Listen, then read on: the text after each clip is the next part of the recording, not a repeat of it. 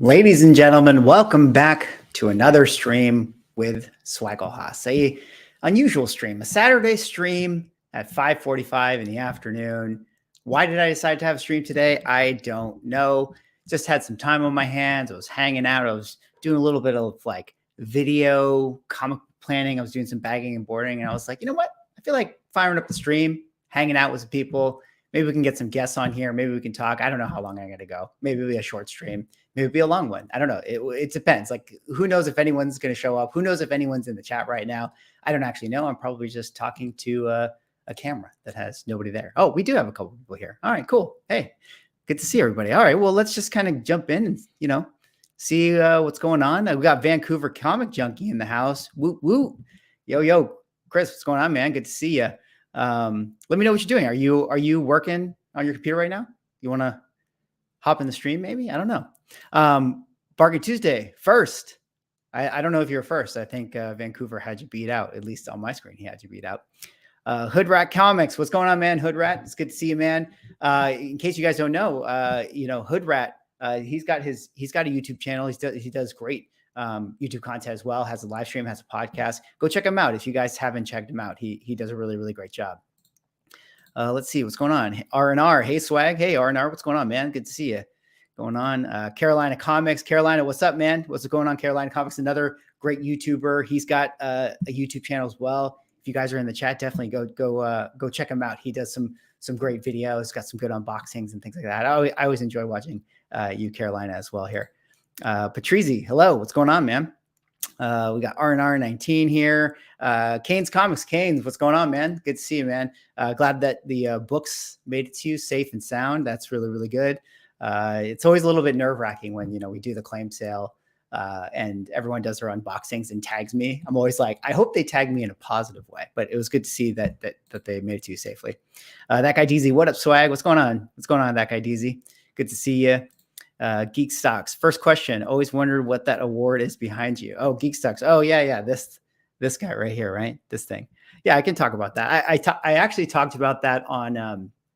I did a stream that was my 10K Q&A stream, and I actually answered that question as well. But I just feel like it's going to be one of those things where there's always going to be someone who asks about it. It is an Emmy. It's an Emmy award. Outside of my Swagglehas YouTube, I work in film and television. I write and I direct, and I got this Emmy for a commercial campaign that I directed. Didn't know that they gave commercial campaigns Emmys, but apparently they did. So the more you know. It's not like it was like it's still an Emmy. It's cool. I'm proud of it, but like it's not like I was on stage at the award show or anything like that. Zach, what's going on, man? Good to see you, man. How's it going? Love to jump on. Yeah. Chris, bail me out here. I don't, I got no plan here. So I'm just gonna, maybe we'll just have some conversation. You can show me some books that you got as we field some questions here. Cause I know Vancouver's always getting books back from CGC. You guys should see Chris's collection. It's pretty amazing.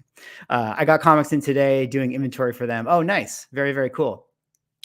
Let's see here. Future Specs. What up, Future Specs? Good to see you. Patrizzi from France with love. From France, represent in the house. Good to see you, Patrizzi. Chris Creative. Hello. What's going on, Chris? All right. We got some people, hanging out here. Patrick. Yo, what up, Swag? What up, chat? What's going on, Patrick? Jason Brownell here. Hey. What's up, Jason? Phil, what's going on? Kevin Smiley, nice display behind you. Thank you, Kevin. I appreciate that. Yeah, it's a work in progress. We're working there. What up, Hood? Yeah. Marvel cards, AOA. Well, it's funny because I recently, I've had a couple Marvel cards videos on the channel, but like, I think for the most part, like most of you guys who are watching, like not super into Marvel cards, but I did buy a couple, and it was like one of those things where it's like, I'm not going to make a video about it because I don't feel like it's the type of stuff that people want to watch. And there's really, I don't have too many noteworthy things to say, but I did pick up a couple Marvel cards that, I could just show on the stream. It's a little more casual. Yeah. Vancouver. Yeah. It's an AVN award. Yeah. I mean, hey, if I won an AVN award, I'd be proud of that. Any award is something to be proud of, I guess. California Comics. What's going on? Swag, with the market being slightly down right now, what Silver Age grails are you looking to slag? Well, California Comics funny you should say that, because I did snag a Silver Age Grail. It's right here off screen. I just got it today, and I recorded my video for it. I was thinking, so I'm gonna have a video on it this week, but maybe I'll show it in the stream. Who cares? No one's. I feel like, I'll show it. I can show it in the screen. We can talk about it. We can get a little preview of the video this week. Original Richard, yo, Reg, what's going on, man? Reg just picked up that Marvel Spotlight 6. Let me know, Reg. I know you said you were going to a show recently, and you were looking at that Marvel Spotlight 5. So let me know if you ended up picking that up. Oh, we did. We got a special guest, guys. Impromptu stream, impromptu guests. We got Vancouver Comic Junkie in the house. Hey, man, how's it going? Good, man. What's going on with you? This is perfect timing. I literally have nothing. I'm not working today. I'm just hanging out with comic books. Nice. That's what I was doing. And so really? I was just like, I don't know. I was just kind of rearranging, bagging, boarding, things like that. And I was like, why don't I just throw up the stream and maybe we can do something fun here. Oh, absolutely. No, I have about 400 books that are going to CGC or going to my presser to go to CGC, and I have to send them out on Monday. So, oh, nice. What are you sending in? Oh, dude, like so much. It's like 400 books. But some cool stuff. A Sergeant Fury #1 that I just got cleaned. Oh, nice. I got tape taken off the cover, which is cool. Nice. A really nice copy of First Batgirl. Oh, it's probably like a 6.0. This is the most fucked up copy of Amazing Spider-Man 129 you've ever seen until I got it pressed by a local presser here. And he turned it from like a 0.5 into like a 2.5, which is pretty cool. Yeah. It's complete though, right? Oh yeah, absolutely. Absolutely. Oh, okay. But I mean, when I first saw it, I'm like, oh my God, that looks terrible. But I got it for like $40 and I'm like, that's a no brainer. But then I got a really nice copy of. Wait, you got it for 40? When did you get it for $40? Like how long ago?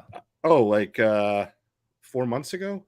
I got it off a Craigslist ad. Okay, everybody in the chat right now. Can you guys just think about that for a second? Chris, you scored a ASM 129 for $40. Yeah. Oh, dude, it was I'm so jealous. It was so rough. Like, I mean, it looks really nice in this bag right now, but like before it was pressed and like reconfigured, it was so fucked up. Like the cover was like was all scrunched into a corner, and it like all you could see was the splash page. I mean, it was terrible. And the guy's like, I don't know, $40. Like, he felt bad charging me that. I couldn't give him the money fast enough. So wow, that was good. That's an awesome score. Yeah, it was a pretty good score. Then I got a really nice copy of 129 that's got to go. Nice. That I've been holding on to for a while, and I'm hoping I get a 9 out of it. That'll be my personal copy, and then a really nice copy of First Thor. Nice, that's a good one. Which I've been, people, if they've been following me, know that I've been buying these for like 5-6 years. I mean, I didn't pay more than $20 for any of these years ago. Oh man! So I've been slowly getting them back, but unfortunately, I'm curious to see what that if Thor: Love and Thunder comes around and they put him in, what that book's gonna hit. I hope he's in it. That would be amazing. But I could see that book going through the roof again. But it's already pretty pricey right now, just off spec of the idea of it. And I think it's going to be that book forever, even if he isn't in it. I think they're always going to be like, well, Thor could be in or Hercules could be in the next one. And so everyone's always going to be kind of. Yeah, it's hard for me. It's hard for me. I always try to like do the comparison of like the character tier and the year it came out. And it's like, you got to compare Hercules to Thor, what's it called, the first appearance of him, like Warlock, and you got to compare it to like Wonder Man and Black Knight, and like where does it fit around that thing? And I think that there's room on that book. Well, and that book's I think from 63, isn't it? It's quite old. I think it might be 65 actually. Really? So it's actually on the other side, but could be wrong. Oh, for those who don't know, also by the way, Vancouver Comic Junkie, guys, go check him out in the chat. Go check out his YouTube channel.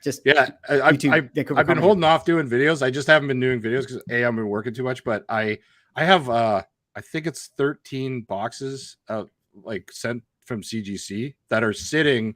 So like what we do is like it's really expensive to get CGC to send stuff to Canada. So what we've been doing is sending them to North Dakota at a post office box, and then we pick them up and then ship them across Canada from there. It's just so much cheaper. It's like $180 per box from Florida, or the equivalent of $60 that way. So it saves me money. But anyway, I've got it's like 11 or 12 boxes sitting at the border because there's flooding there. They can't get to the post office box. They just can't go. They're just sitting there. And they've been there for like 2 weeks. And every like couple days, another box shows up, and I'm like, damn it. And it's like a bunch of Doctor Strange spec, and fuck. Yeah, that's my Moon Knight one spec is a fail because it's still at CGC. All right, let me see here. A couple R&R. Are you going to Revolution Con this weekend, or it's next weekend? I think R&R. I'm not going to be able to make it to that one. I think I'm going to be out of town for that one. Let me get caught up with the chat here. Kane, that's awesome. Yeah. I might show the book. Let's see here. We got Daniel in the house. What up? I lost the chat. Go back. Como Comics in the house. Yo, Como. Let me know if you want to hop in. Shot you over the StreamYard link. Oh yeah, it looks great on the wall, Reg. Yeah, you sent me that picture. It definitely looks great. Let's see. Virginia Beach has a community CCon this weekend. Is $50 admission normal? Have you been in one? $50 admission? Well, I think it depends on the tier. So like, for instance, WonderCon, which I went to, which is like kind of the big Anaheim show and had a video on it. Like, I think $60 was probably around the price tag for that. Torpedo Con, like Torpedo Comics, like they have a con coming up, and I think it's like 60. Although maybe I'm thinking 60. I don't know if it's per day or for like the weekend, but yeah, $60. So I don't know. It's weird though, because like that's sort of a price point where it's like, you want to go into those shows where you get good deals on books, but like you're already handicapped by having to spend $50 in parking and things like that. I'll also throw this on the table. Virginia Beach Comic Con. I've never heard of that, and I've heard of every other one you talked about. So right, that's true. Yeah, how many dealers are going to go to it? I don't know. Yeah, like what kind of dealers are we talking about? And that's how stuff seem. Empire Comics in the house. What's going on? Empire, go check out Empire Comics for sure. He's got his YouTube too. Definitely show him some love.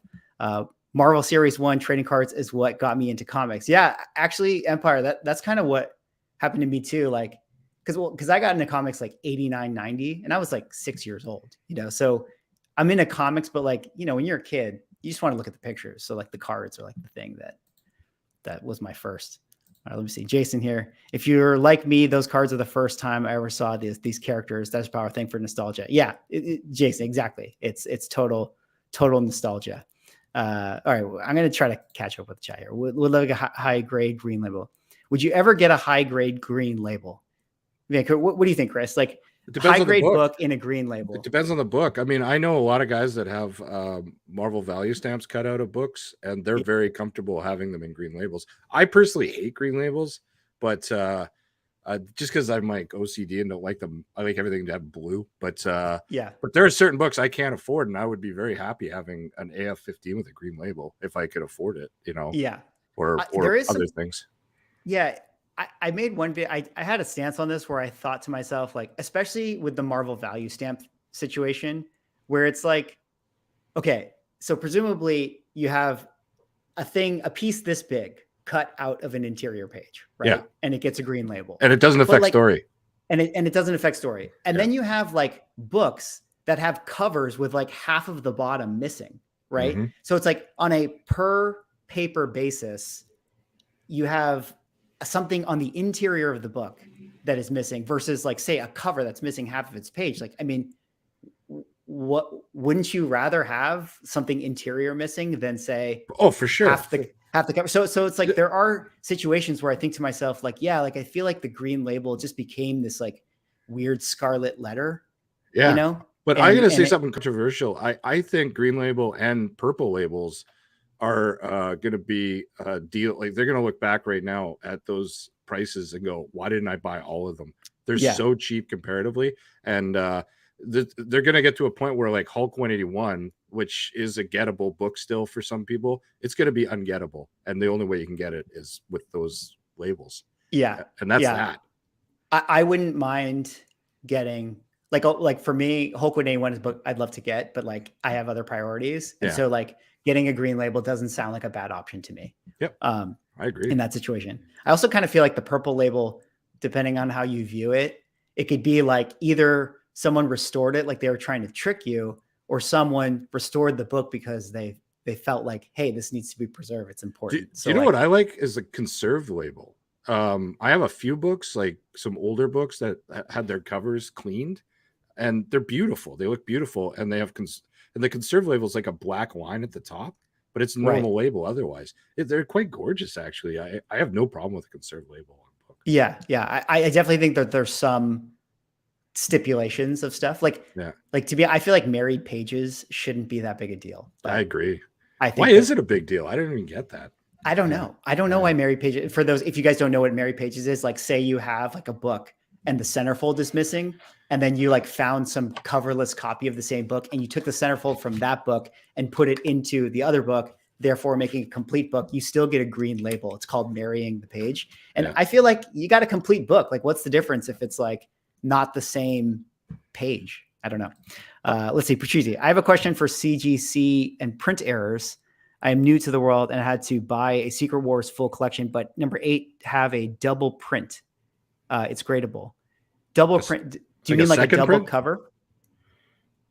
Patrizzi, if you mean like a double covers are actually, people love double covers. It's like extremely valuable if you get the double cover. I'm not sure if that's what you meant by that. Let's see. Matt here. Chris, I'm just going to field some of these questions. Oh, of course. When will the MCU deliver its first good movie since Endgame? 2024? Well, they kind of just did. Do you consider, we can talk about Doctor Strange. Yeah. I don't necessarily, wasn't my favorite movie. I'll say that. But I thought Spider-Man No Way Home was a good movie. Yeah, totally. And maybe you want to count that as Sony, but like, I think of it as it's kind of MCU Marvel. But I would say, Matt, if you have concerns about the MCU, I would say if Thor: Love and Thunder with Taika Waititi behind it, here's what I'll say. If we get past Thor: Love and Thunder with Taika Waititi directing and it's not good, and then we get to Guardians 3 with James Gunn directing and it's not good, we should give up. That's when I would have start to have concerns. Because to me, I still feel like, and Chris, you know this, like to me, it's like these movies and TV shows ride or die with the filmmakers behind it. Yeah. So if you have like an auteur like James Gunn or Waititi, like I feel like the movie will be great. But I don't know. I couldn't agree more. Yeah. Just got MS5 C1 on Vancouver's stream. Oh yeah, Marvel Spotlight 5. Yeah. Yeah, that this book right here. I just jumped on this one. Well, you just got one, didn't you? Yeah. I love mine. An 8.0. That's looking good. Yeah, there's a good story about that. I traded that for a Werewolf by Night 32, the first Moon Knight, in a 6.5 for the raw copy of that about a year ago, and they were about the same value. And then, like literally 10 minutes later, that one I got an 8.0 on that one, and nice. It's worth like 3 times as much now. So I'm quite happy about that trade. So yeah, I think that you've said this to me when I got mine. Like, I mean, I think that is a massive book. Huge. It's like Black Panther first appearance. And once he hits the MCU, and he will eventually, we all know it. I think he'll be like in the pantheon of the classic characters eventually. Yeah. He is to me already. So, and well, because like we also came from the time, like remember it was like Wolverine, Punisher, and Ghost Rider. Fucking at a time were the 3 biggest characters. And Punisher still isn't big, like compared to those days. I think you should be getting second appearance of Punisher is like one of the most undervalued books right now. Like get that book. It's super cheap still. So that's a good one. And the first appearance too. It's still cheap. Yeah. I like the first appearance a lot. I should probably get one. It has a higher census, but I feel like that's offset by the fact that it's a Spider-Man book. So everybody wants Spider-Man books regardless. Well, I'm going to have 2 coming back from CGC in about 4 months. So nice. We should talk. Yeah, absolutely. Hey, Swag, more random question. I just found out you're a filmmaker. What movies are some of your all-time favorites? Chris is also a filmmaker, so we can talk about this. What are my all-time favorites? I think the movie that changed my perspective on filmmaking was when I saw this random movie called Dark City. Like I was in high. Like, okay, let me actually back it up.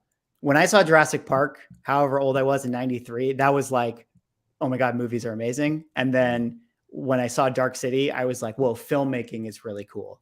And that was like in high school for me. For me, it was Blade Runner was the one that made me go, hey, somebody made this. That was it was like, this looks so much more different. But The movie that changed my life was Jaws, because I watched it like 500 times and it's the perfect screenplay. And then the movie that like I still go back to every time I go direct something is Seven. Every time I direct something, I watch that the night before I go on set, because it's the perfectly directed movie, in my opinion. Yeah, that's a great movie. The other movie I would throw out is a Moneyball to me, as far as like a kind of a recent movie.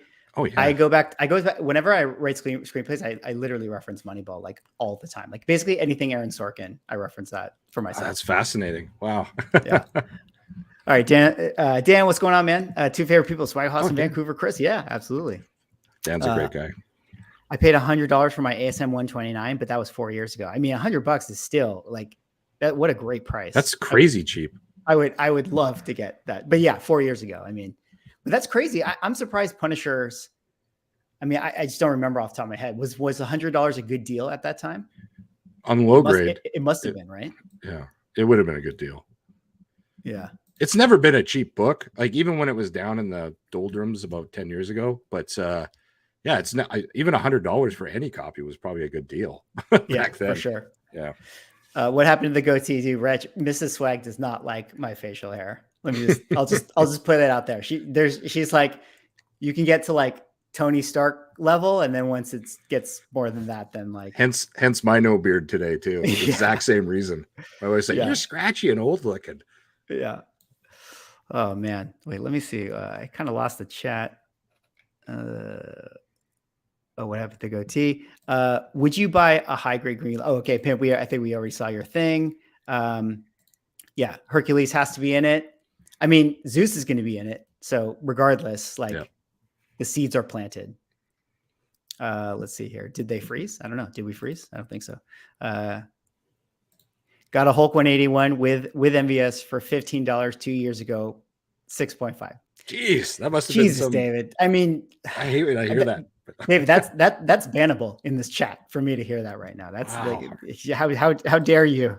How dare you explain that? That's an awesome pick. I hate that book, and I love it. It's like my favorite Bronze Age book ever, and I don't have a copy. And I keep saying I'll buy one next, but man, it's hard to like let go of $8,000 for a copy. Like it's so expensive, and I just keep buying little things like an idiot. I know. Calvert, hey, so are you going to make it to San Diego Comic-Con this year? I'm thinking about it. I'm thinking about it for sure. So I'm like a 50% maybe, I'd say, but I'll keep you posted on that.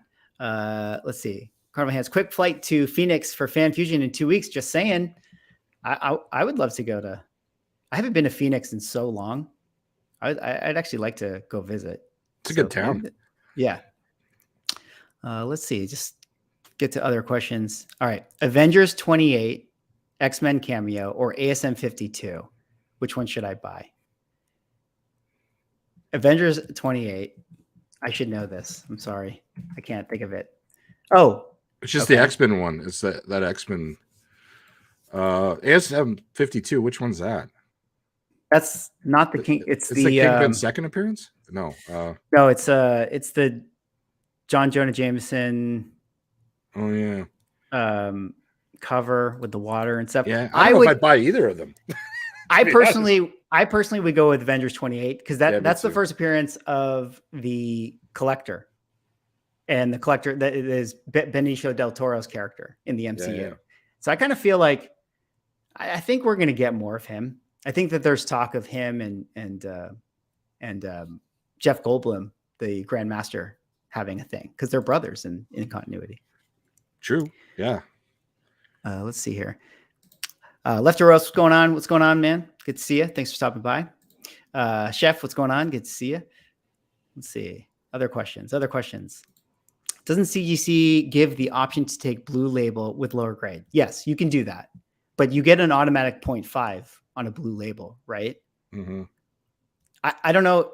I don't mind low grades. I actually don't mind 1.0s, but 0.5s, I don't know if I could have a 0.5 in my collection. It would bother me if I saw a point. I got an Amazing Spider-Man 14 that was like almost like a crumbled ball, and I got someone to press it out, and they gave me a 0.5. And that book was I sold it for $1,000 still. Like it was the first Craven. 15, issue 15. But it's like sometimes that's the only way for people to own the book too at a 0.5. Yeah.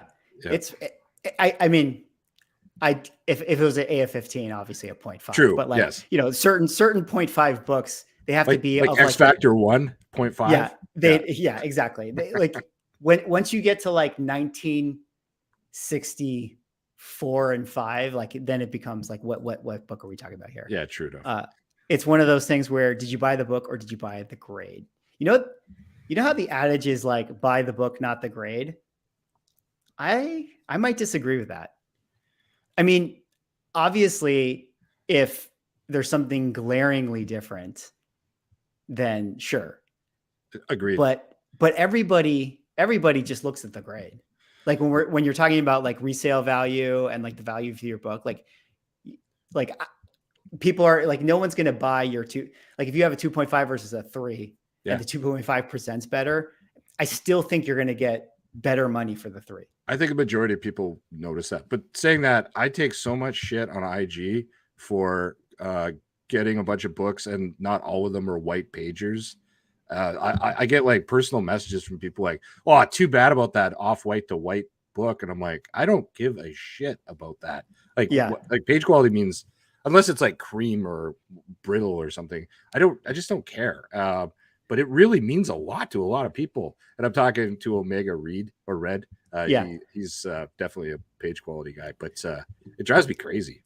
Yeah, that's another one to me. Page quality feels like not a big deal. Yeah, like I don't know. You're trying to make more out of it than it is. Yeah, I mean, I guess maybe if it's brittle pages, but once it gets in the label, like it's in the case, guys. Like, you know, who cares at that point? Yeah. It's not like reading it.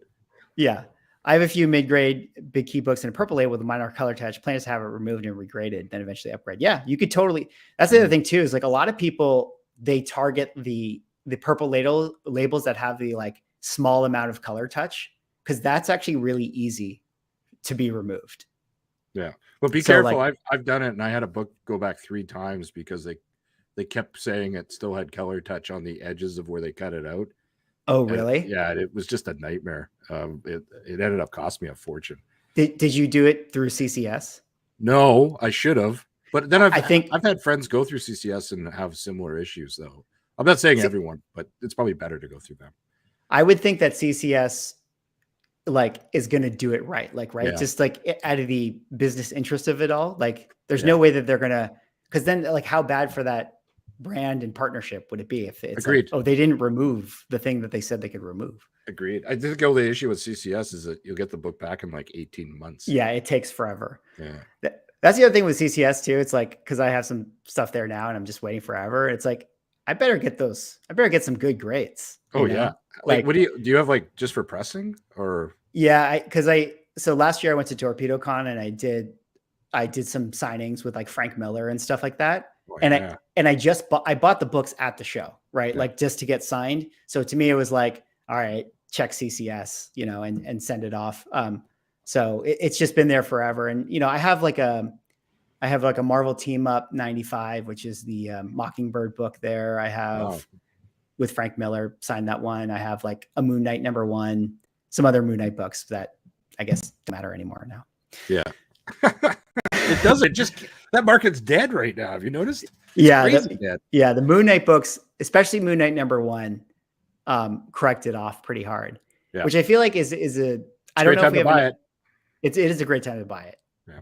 I feel like that's a good video topic. It'll be like, I think I have to wait a little longer to see like the data, but like, because essentially if it's like, if the value goes like this on the way to the show, and then after the show, it goes like this, then it's like, certainly you can plot point like, okay, if we're this far out of the show and the presumed value is going to rise to this, and then on the other end rise to this, like there's probably a cutoff point where it's like, you could still buy it before the show. Hey, I just bought an Eternals #1 last week in a 9.8, white pages, by the way, which is very important. Nice. For $700. That was like almost wait 9. It was 9.8. I bought it off a local collector. Wow. And I couldn't buy it fast enough. It's like, yeah, of course it'll go up. Okay? I feel like $700. That's like probably like cheaper than below it was like market. 4 years ago. Like, Yes. Oh no, like 4 years ago it was like almost $1,000 book. So yeah, that's where it's at. You can dude, get those deals out there. all it's gonna take. It's like how like the Eternals were, they were lame, but like remember like Thor was lame, and then all it took was like the right director, Taika Waititi or whoever, to like do them again, and then they became their favorite characters. Like you could totally see Icarus being a cool character eventually. And this isn't like, I know other people feel this way too, but I think Shang-Chi's first appearance is so undervalued sitting right now. He has the potential to be the next, like another Black Panther in 5-10 years, like in the fact, or a character of that size. I really believe it. And you can get 9.0s for under $1,000 right now. It's incredible. Like how cheap that book is. Get that book now before you can't. It's definitely one that I'm looking for, but it's like, I want it to like fall in my lap. I'm not like actively pursuing it. Yeah. I'm like that with a lot of books. Yeah. I'm actually like that with most books. Essentially. It's just like whatever comes my way, with the small exception of like, I want this one and then I'll get it. Well, also too, with the last year or two where the prices have been all over the place, you have to like buy that way or you're just going to overpay on everything. Yeah, true. Yeah, I feel. What is the lowest quality book you send in for grading? I've got a JLA 1 and it's pretty beat up. I'm new at this, so I never seem to know if it's worth it. Well, Chris, you could start like that. What would you say? I mean, hey, I if you have a ASM 300 and it's a 5.0, it's worth sending in because it's still worth $300 or $400. I mean, to me, that's worth it if you paid not that. But then, it just depends on the value. You have to go look at the market. I think if it's worth over $100 to $200, it probably should get slabbed at some point to get the most out of it if you plan on selling it. But I just love all my books in slabs. That's my problem. It's an issue I have. So if I could have every book in a slab, I'd be very happy. So yeah, Ed, I think from my perspective, I mean, Justice League America 1, I feel like is going to almost be probably, I don't know what the values are off the top of my head, but even a low grade, I'm going to assume is probably going to be worth grading. A 0.5 would be worth grading. Yeah, because so it's really ultimately it's like, okay, like how much are you into the book for? So you got it for $200, and then the grading fees are like 70, and it's like I guess you got to look and see, does it sell for what you think the graded fee is going to be, like, and so that's really like the breaking point. You just have to sort of figure out. But if it's just for your PC, then it just comes down to like Chris, like you like all your books slab. I don't need all my books slab. So it's like, I'd rather just save $70 and not worry about sending it in. Yeah. Yeah. If you're not going to sell it, I still think it's crazy that people sell books for $30 that if they got it slabbed and got a 9.8, it goes for $250. It's just like, all you have to do is send it in. It's another $30 or $25. That's true. And it's like, you're leaving like $200 off the table. It just seems crazy to me, but it does cost a lot of money to slab a lot of books, and my credit card bill will attest to that. Yeah. Alex says, do you get books graded for personal collection purpose, investment, or both? Both really. Like, for me, it's like, I love comic collecting. So it's just the passion and it's a hobby for me, but like,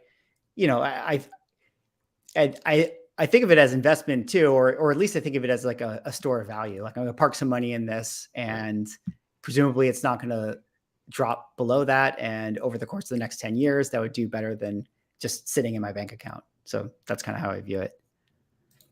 And you're smart about it, way better than a bank account. I mean, it's kind of incredible. Oh, yeah, presumably. I mean, it'll probably outgrow the rate of inflation. So that's kind of, depending on what you get. Yeah. Neo Cards Comics in the house. What's going on, Neo? Maybe you should hop in this right here. He's awesome. I love that guy. Yeah, I shouldn't. Wait, I don't know if you're around, Neo.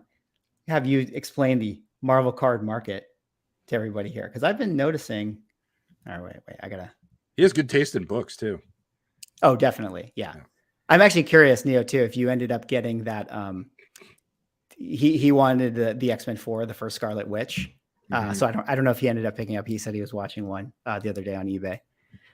Best movie last 10 years is Spider-Verse. It was a perfect movie. I think you could be right. I mean, Into the Spider-Verse, pretty incredible film.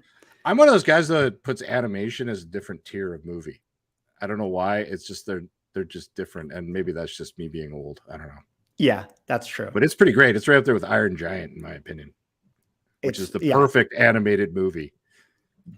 I would throw out Inside Out. To me, was the perfect animated movie. That's pretty good. I loved Inside Out. Yeah. I need a West Coast SoCal presser cleaner. Where do you go? So I got my books pressed from a guy named Excite Bite. He's a vendor at Frankensons Collectibles. If you've ever been to Frankensons, he's got a booth there. But Excite Bite. How much does a Stanley Sig raise a book nowadays, or does it? I don't know if there's a total formula, but I would say, McGrath, I think about it like this, because I've done this before. If you go on eBay right now and it's like, what is the cheapest Stanley signature book you could buy? Even if it was like a dollar bin book, it's probably still like $300 to $400 at least. Yeah. Yeah. So I would say, So I would say, like, how much does it raise the value of a book? Like, at minimum that, right? Like $400. And then depending on, like, if it's Silver Age key and all those things, like I've seen people price their books maybe not twice as high, but like I'd say 70% above what a Blue Label would be. So it's pretty significant. Like, would you say that signature? I'm not a big signature collector myself, but I do like them. But Stanley would be the number one signature to get. Oh yeah. I would almost throw out that, because I'm not like, I don't feel too one way or the other about signatures, but I would say like a Stanley signature feels like maybe the one that it's like, I mean, he's the godfather of it all.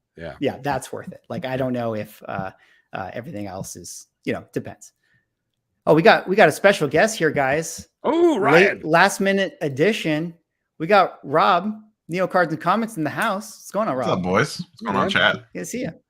Do you know Vancouver Comic Junkie Chris and Rob? You guys know each other? We've never met, but I've been on a couple of your live chats. I was going to say the name sounds familiar, but I don't know that we've ever crossed paths on like a live stream or anything. Yeah, very smart views on collecting everything. Thanks. Yeah, I totally agree. So, Rob, did you pursue that X-Men 4? You were talking about it. I backed off. It was a 4.0, and the front cover looked really good, but the back cover had a pretty good stain on the back. And normally I wouldn't care about that. It only went for like $2,300 or $2,400. But I feel like that's something that I could kind of be patient on. I feel like after, no spoilers, but after Doctor Strange, I feel like it could maybe slightly cool a little bit. It will. Yeah. So there might be a little bit better buying opportunity in the next. I think and I've waited this long, so that stain, I'd be careful of any stain. CGC is so all over the place with stains. You just never know what they're going to do with it. Yeah, you would never know that it was there if it was just like, sitting on your shelf or whatever. Yeah. So if I could run into it, kind of like what you were talking about earlier, Swaggle House, with I think it was Shang-Chi. If one falls into my lap, I'll take it, but it's definitely high on my radar. I'm a huge X-Men fan, and that's just like, to me, it's probably one of the mega keys behind X-Men 1. I mean, first Witch, first Silver, second Magneto, first Toad, first Brotherhood. Like, it just check marks a ton of boxes. Yeah, that's why I like it too. I mean, I feel like the fact that it's kind of like the first great Magneto cover, like that alone is a selling point to me. And then on top of the fact, like you said, you have all these bonus things that's why I ended up getting one, because I was just like, this just makes sense to me. Like, I should probably get this, even outside of Wanda being in it. Yeah, I'd love an X-Men 1, but I just don't know that I'll ever either save up enough money and not get distracted by something else unless prices really, really come down. But yeah, that's kind of how I feel too. We got Sleeping Comics in the house. What's going on, Sleeping? I don't know if you guys know Sleeping Comics, but he does great VV NFT content, which based on how people react to some of my NFT videos, I don't know if you guys are big fans in the chat of NFTs, but hey, if you are, go check them out. I do have a couple of those laying around. Yeah. Swaggle, if you are in it for the long haul, the best time to buy a big first appearance key is after a movie or show with the key character bombs, in my opinion. Yeah. Yep. I mean, that's like buying, like we were saying, with Shang-Chi or Eternals for sure. Absolutely. All right. Well, Rob, while I got you, I gotta ask you about Marvel cards real quick. Yeah. Because this is what I did. I picked up these at auction PSA 9s. Okay. This is just for me. It's just for the PC, the PSA 9s. I got a Doctor Strange and a cap. I kind of feel like I'm surprised that the 90 MUs, the 10s, like they're consistently at auction sell, like, I mean, not crazy, but like a few $100s. Like that's pretty impressive to me, like overall. And I kind of feel like if you can get a 9 for around $20, I mean, that's the lowest you're going to get it slabbed anyway. So that feels like not a bad pickup if you just like it. Yeah, if you're buying PSA 9 90 MUs because you like it, it's perfectly fine and it's a great play. I think it would be fun to put together, and you could do it relatively affordably, a PSA 9 set. But PSA 9s are going to be extremely plentiful. There is going to be a lot for sure, PSA 9s, like tons and tons of them, which is why you got them for $20. Yeah, so, which is why it's like, for me, it's like if I'm just paying to whatever the grading fee of it is anyways, then it's like, cool, I can expedite the whole process. Yeah. Because what are the chances I'm going to buy a raw off of eBay and it be a 10 and send it in and get the 10? And, you know, it's like, it feels like it's not a game that I'm in. So I don't mind just getting the 9 for myself. Yeah. And I think 10s will continue to slowly backslide.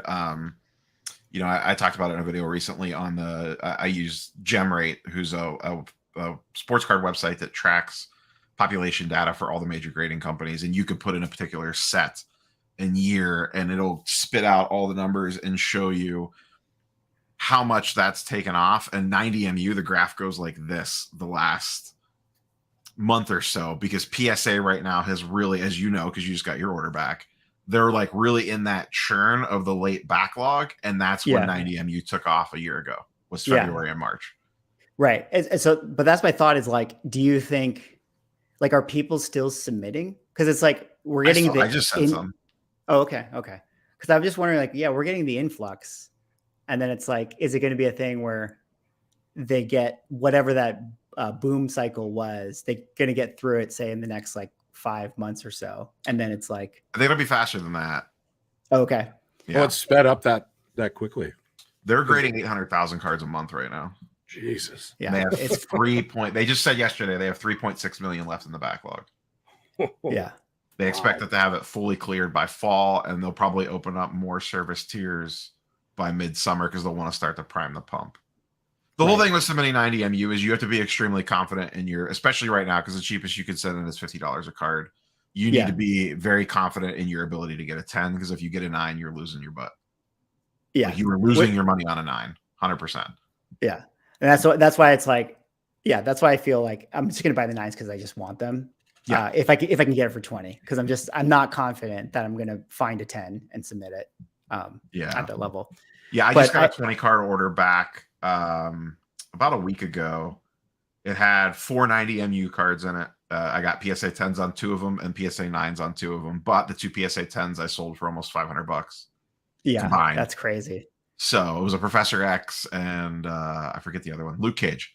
The trick with 90 MU now, like if you really want a grade to sell, is check the population report and see which characters are low pop and target those characters specifically, because there are a handful of people that are chasing PSA 10 sets. Right. They want to put the set together. There are certain characters, for example, for whatever reason, high evolutionary is extremely hard to get in a 10. Like the gem rate's extremely low and the pop count's really low on it. So think like you could kind of like dig in there and kind of like mine that pop report for data. Same with Professor X. Which is one I just sold for between $200 and $300. Prior to that, they were going for $400 to $500 because it was like pop 9. Right. Everyone was submitting Spider-Mans and Captain Americas and Iron Mans, and then there was a lot of stuff that slipped through the cracks on that set. So I think you could still make money with it. You're not going to make as much, but you need to be strategic about what you're sending. Yeah. No, it is great. I saw that the high evolutionary one, because there was like only 1 or 2 that came back 10s, and it went for like $1,100, which is like crazy. It's like his CGC 9.0 of the Thor 134 book. It like sells for less than that. There's a couple people competing to get that set completed first, and it's, all it takes is 2 people. Yeah. Yeah. All right, Dan's got the question here. Swaggle House ran a piece on when the bottom will hit in the comic market. I believe price will continue to fall well into the next year. Vancouver, what do you say? And Rob, I guess you as well. I was talking. We did some inflation market videos here. What's your thought on the economy? I mean, obviously we don't know, but like, I do have a thought. Sorry if I'm stepping in front of anyone, but I think we're back to where we were before the COVID, and I really do think we're going to keep losing money on a lot of the bullshit that happened during COVID. Like, you know, X-Men 244 and a 9.8 didn't need to be $650. right? It just didn't, and it was just I think it's comfortably falling into the 350 to 400 range, you know, and I think things like that will probably continue to correct. But I'm noticing there's a lot of books that I'm selling are going for really good money. So I think if you're still like smartly selling or buying books, you're going to do fine. You're going to do just fine. Yeah. That's all I think. So what's your thought, Rob? Like, you just, because I saw that you had a video where you're talking about, like, you were asking people in on your channel about, like, what's your guys' everyone's buying habits right now with everything going on? Like, what's your feeling, or did you get like any interesting feedback from that? Just the general overall vibe is when it comes to actually putting cash out, and I actually just had that. I was at a card show this morning, and we were talking about this. I know a handful of dealers that I'm pretty close with. We're talking about this as well. To actually put cash on the table and purchase something, everyone's being extremely picky. Yeah. Now, a lot of people will throw, you know, whether it's a card or this would apply to comics as well. Oh, okay, you know, I'll do this book or card plus like a little bit in cash to try to upgrade, or like a lot of those deals are still happening. But people just straight being like, I mean, my point exactly from earlier on the X-Men 4, to just say like, here's $2,500 for an X-Men 4. People are just being a lot more picky on that stuff right now, I think, on larger purchases. So, but you know, is at the bottom of everything? No, certain things are going to go up. You know, She-Hulk's going to come out, some random spec's going to come from that, and it's, you know, you're going to get the cyclical cycles still. And blue chip keys are still blue chip keys, especially anything that's not ultra modern or some variant cover chase. Like, that stuff's always going to have a high floor. Like, and that's always been the appeal to me on the comic book side, is that the floor prices are so high. Yeah, in my opinion, they may go down, but like, it's an ASM 129 is never going to zero. You might lose money on it in the short term, but over the long term, most of those blue chip keys feel pretty safe for me, if you're willing to ride the waves and just stick it in a box, stick it in a closet, and forget about it if you don't need to short term flip it. Yeah, that must be stressful because I know you're really into sports cards. Every year, you know, you get into sports cards and like somebody like breaks a knee or something, and that card's gone, you know, or it's just killed by just gameplay. It's a roller coaster ride. It's a roller coaster ride. Yeah. Crazy. Yeah. The values move quick. They've slowed down now. It's less reaction. I mean, it's still very reactionary, but like literally in the peak of the COVID bubble in like February 2021, January 2021, a guy would have like a hot second half in an NBA game, and his prices would like 5x, like on certain like, wow, it was ridiculous. Like, it was absolutely ridiculous at the peak of the market during COVID, though. I felt like that with comics too. Like somebody, I mean, it was the same thing. They farts up on Twitter, and all of a sudden the book's $500, and it was $5 the day before. Yeah, and then it would disappear. You know, it seemed like that happened a lot. It just seemed like there was a lot of money and not a lot of brains going on there for a while. I mean, we were all bored. We were all stuck at home, and everyone had, not everyone, but most people had more money than they knew what to do with, because they couldn't do anything. Yeah. So you get stupid. You get, I mean, we've all done it. I've gotten the itch. You know, you're just sitting around like, I just need to feed this retail. I just need to buy something. I don't know what, but I'm going to go buy something. Let me go listen to these idiots on YouTube tell me what to buy. That's why my name's Comic Junkie, because I'm a fucking junkie. I gotta get my hit. Yeah. Well, that's the other thing too, is like, and you know, like in the pandemic. So I can't remember where I heard this, but it was like a good, insightful thought to it, where it's like, you know, we all sort of experienced, like, you know, some trauma all together, right? With the shutdown. And in times of trauma, you know, you get sort of nostalgic, and you think about things that comfort you. You think about, like, you know, your life and where you've been. And a lot of people, I think, like, had that sort of reflection back to like the things that they love and collectibles and what, you know, brings them joy and stuff. So even on top of all the boredness and whatever, I just think everyone kind of had that light bulb of like, I want to get that thing that I really loved or whatever. So that was that's exactly why I bought, you know, when the pandemic first started, I went on Facebook Marketplace and bought a box of 90 MU sealed, because I said, oh, if I'm going to be locked down, this will be fun to rip and put a set together like when I was a kid. I ended up keeping that box sealed for a couple months, which ended up being smart. And then that's the box that I originally ripped on the channel back in February 2021 when all that stuff went bonkers. And that's what actually got me back in the comics as well. You know, March 2020 happens. I buy the box 90 MU.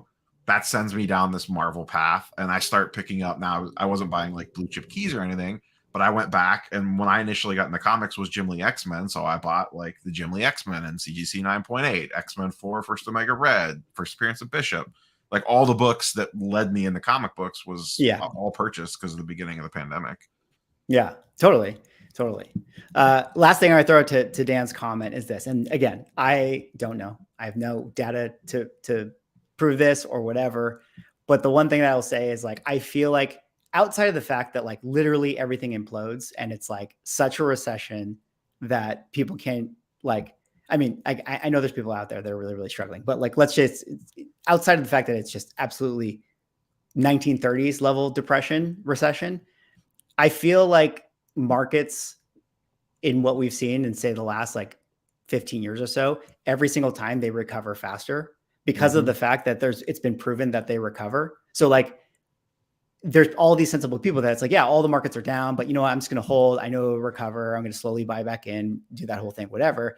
And I just kind of feel like that's going to happen again here, where it's like, I wouldn't be surprised if the quantitative, tightening comes in, gets a little bit worse, a couple months go by, and then it's like everyone is sort of back on it. And it's like, all right, what do they say too, that during these periods, like, I don't know if 2008 affected you guys, but it really affected me. And I noticed if you did nothing, it actually was the best thing you could do. Just do nothing. Like, just continue your life the way it is. And, obviously work with what you have.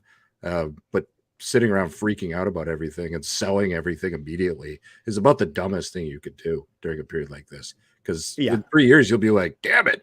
That first Punisher, it went up, they're going to go back, to where we're at, it's going to clean up. Take a breath. Yeah, the only thing you could do if you want to get cute on some stuff, especially maybe something that's more high census, is it something that you can exit out of and potentially buy back cheaper in 6 months? True. Depending on the trajectory of stuff. So I think it's a good time. And this is what I've been doing with cards. I don't really buy comics to flip, but cards specifically, and this would apply to comics as well. I've really sat back and like looked at my inventory in quotes and said like, okay, like what, to your point, what's the stuff that I'm riding the waves on and slide that over here? And then what's the stuff that like, I think potentially could go down way more? And does it make like, let me evaluate this. And does it make sense to just dump this stuff right now, get the cash out of it, and then potentially either use that cash to buy a different depressed asset that falls, or think, gamble that I think I could buy this stuff back in 3 months, 6 months, 8 months, whatever, depending on what it is, especially for the more common stuff. If it's something rare or a low census thing like that, shove that to the side. But if it's, something that's a common, whatever it is, book, card, whatever, good time to evaluate that stuff. I've been doing that with the movies. It's like I mentioned earlier, I bought an Eternals 1 recently, 9.8 for cheap, and but I sold mine for $2,600 and picked one up for $700 recently. So I've done that a few times with the movies. So yeah, it might be a good strategy with this recession. No one knows where the recession's headed. That's the problem. But yeah. I think that is a good strategy, but and you can sell stuff and buy it back for cheaper later if you want to do it. But then it just becomes like, do you want to be like kind of the day trader in that sense? And for a lot of people, it's like, I'm whatever. Like you can just, only if you want to put in the effort, to do that. And so a lot of people can hold, but I gotta say what's up to Ryan, Automatic Comics. What's going on, man? I just bought a book from Ryan, and talk about like, maybe I did something stupid and bought a book when everything is about to go down. But I said earlier that I had something that I would flash you guys. I'm gonna do a video on it later, but ready? Ooh. I mean, it's okay. That's what I got from Ryan right there. I wouldn't mind knocking one of those off the list at some point. Yeah. Look, it is. That's what I kind of thought. I mean, again, maybe everything is still going down. I don't know, but it feels like right now was kind of like, it's been like a year since Loki. He wasn't like, they're going to start filming season 2. So I thought like, oh, maybe that would gain some momentum and stuff. So I felt like now is like probably a good time. And Ryan I got a very competitive price from Ryan on it. So, but also as a collector, it's like that book gives you joy, man. Like that's a joy book in my opinion.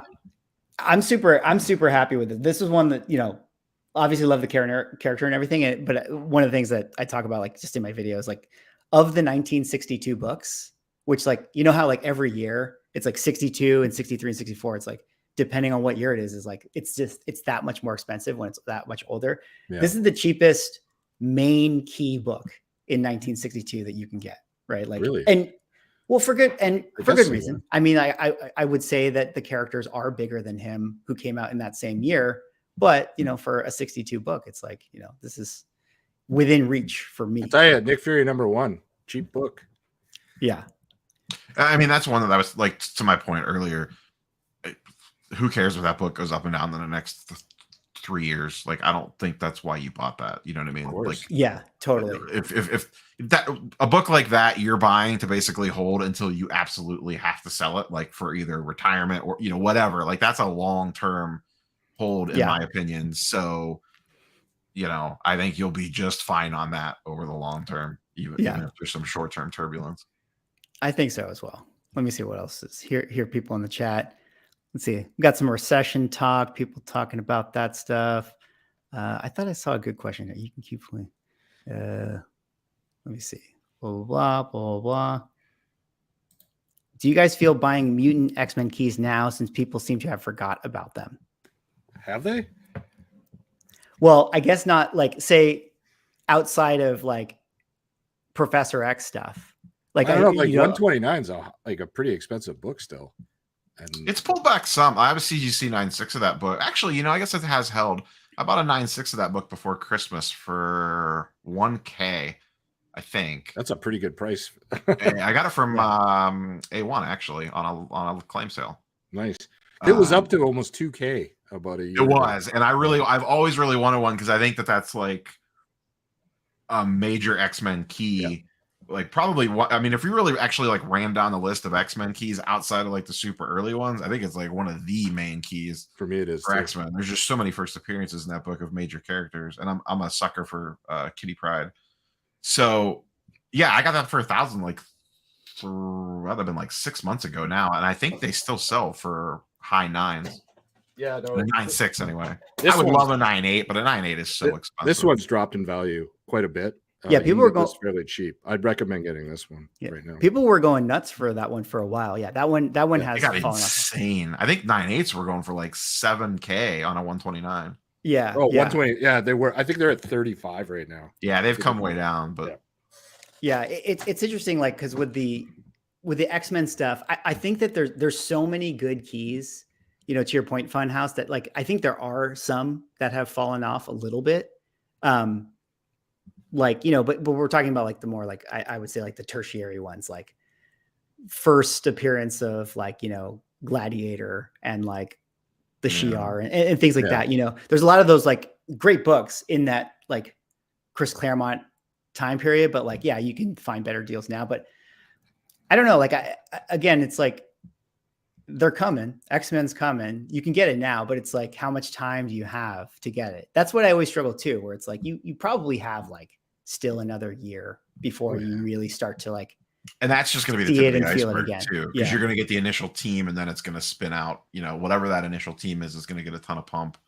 Yeah. But I will say this, like the second that Kevin Feige's sitting up on some stage and he shows the X-Men logo behind him, like they did with Fantastic Four, I think everything across the board is going to rise by 20% just for that alone.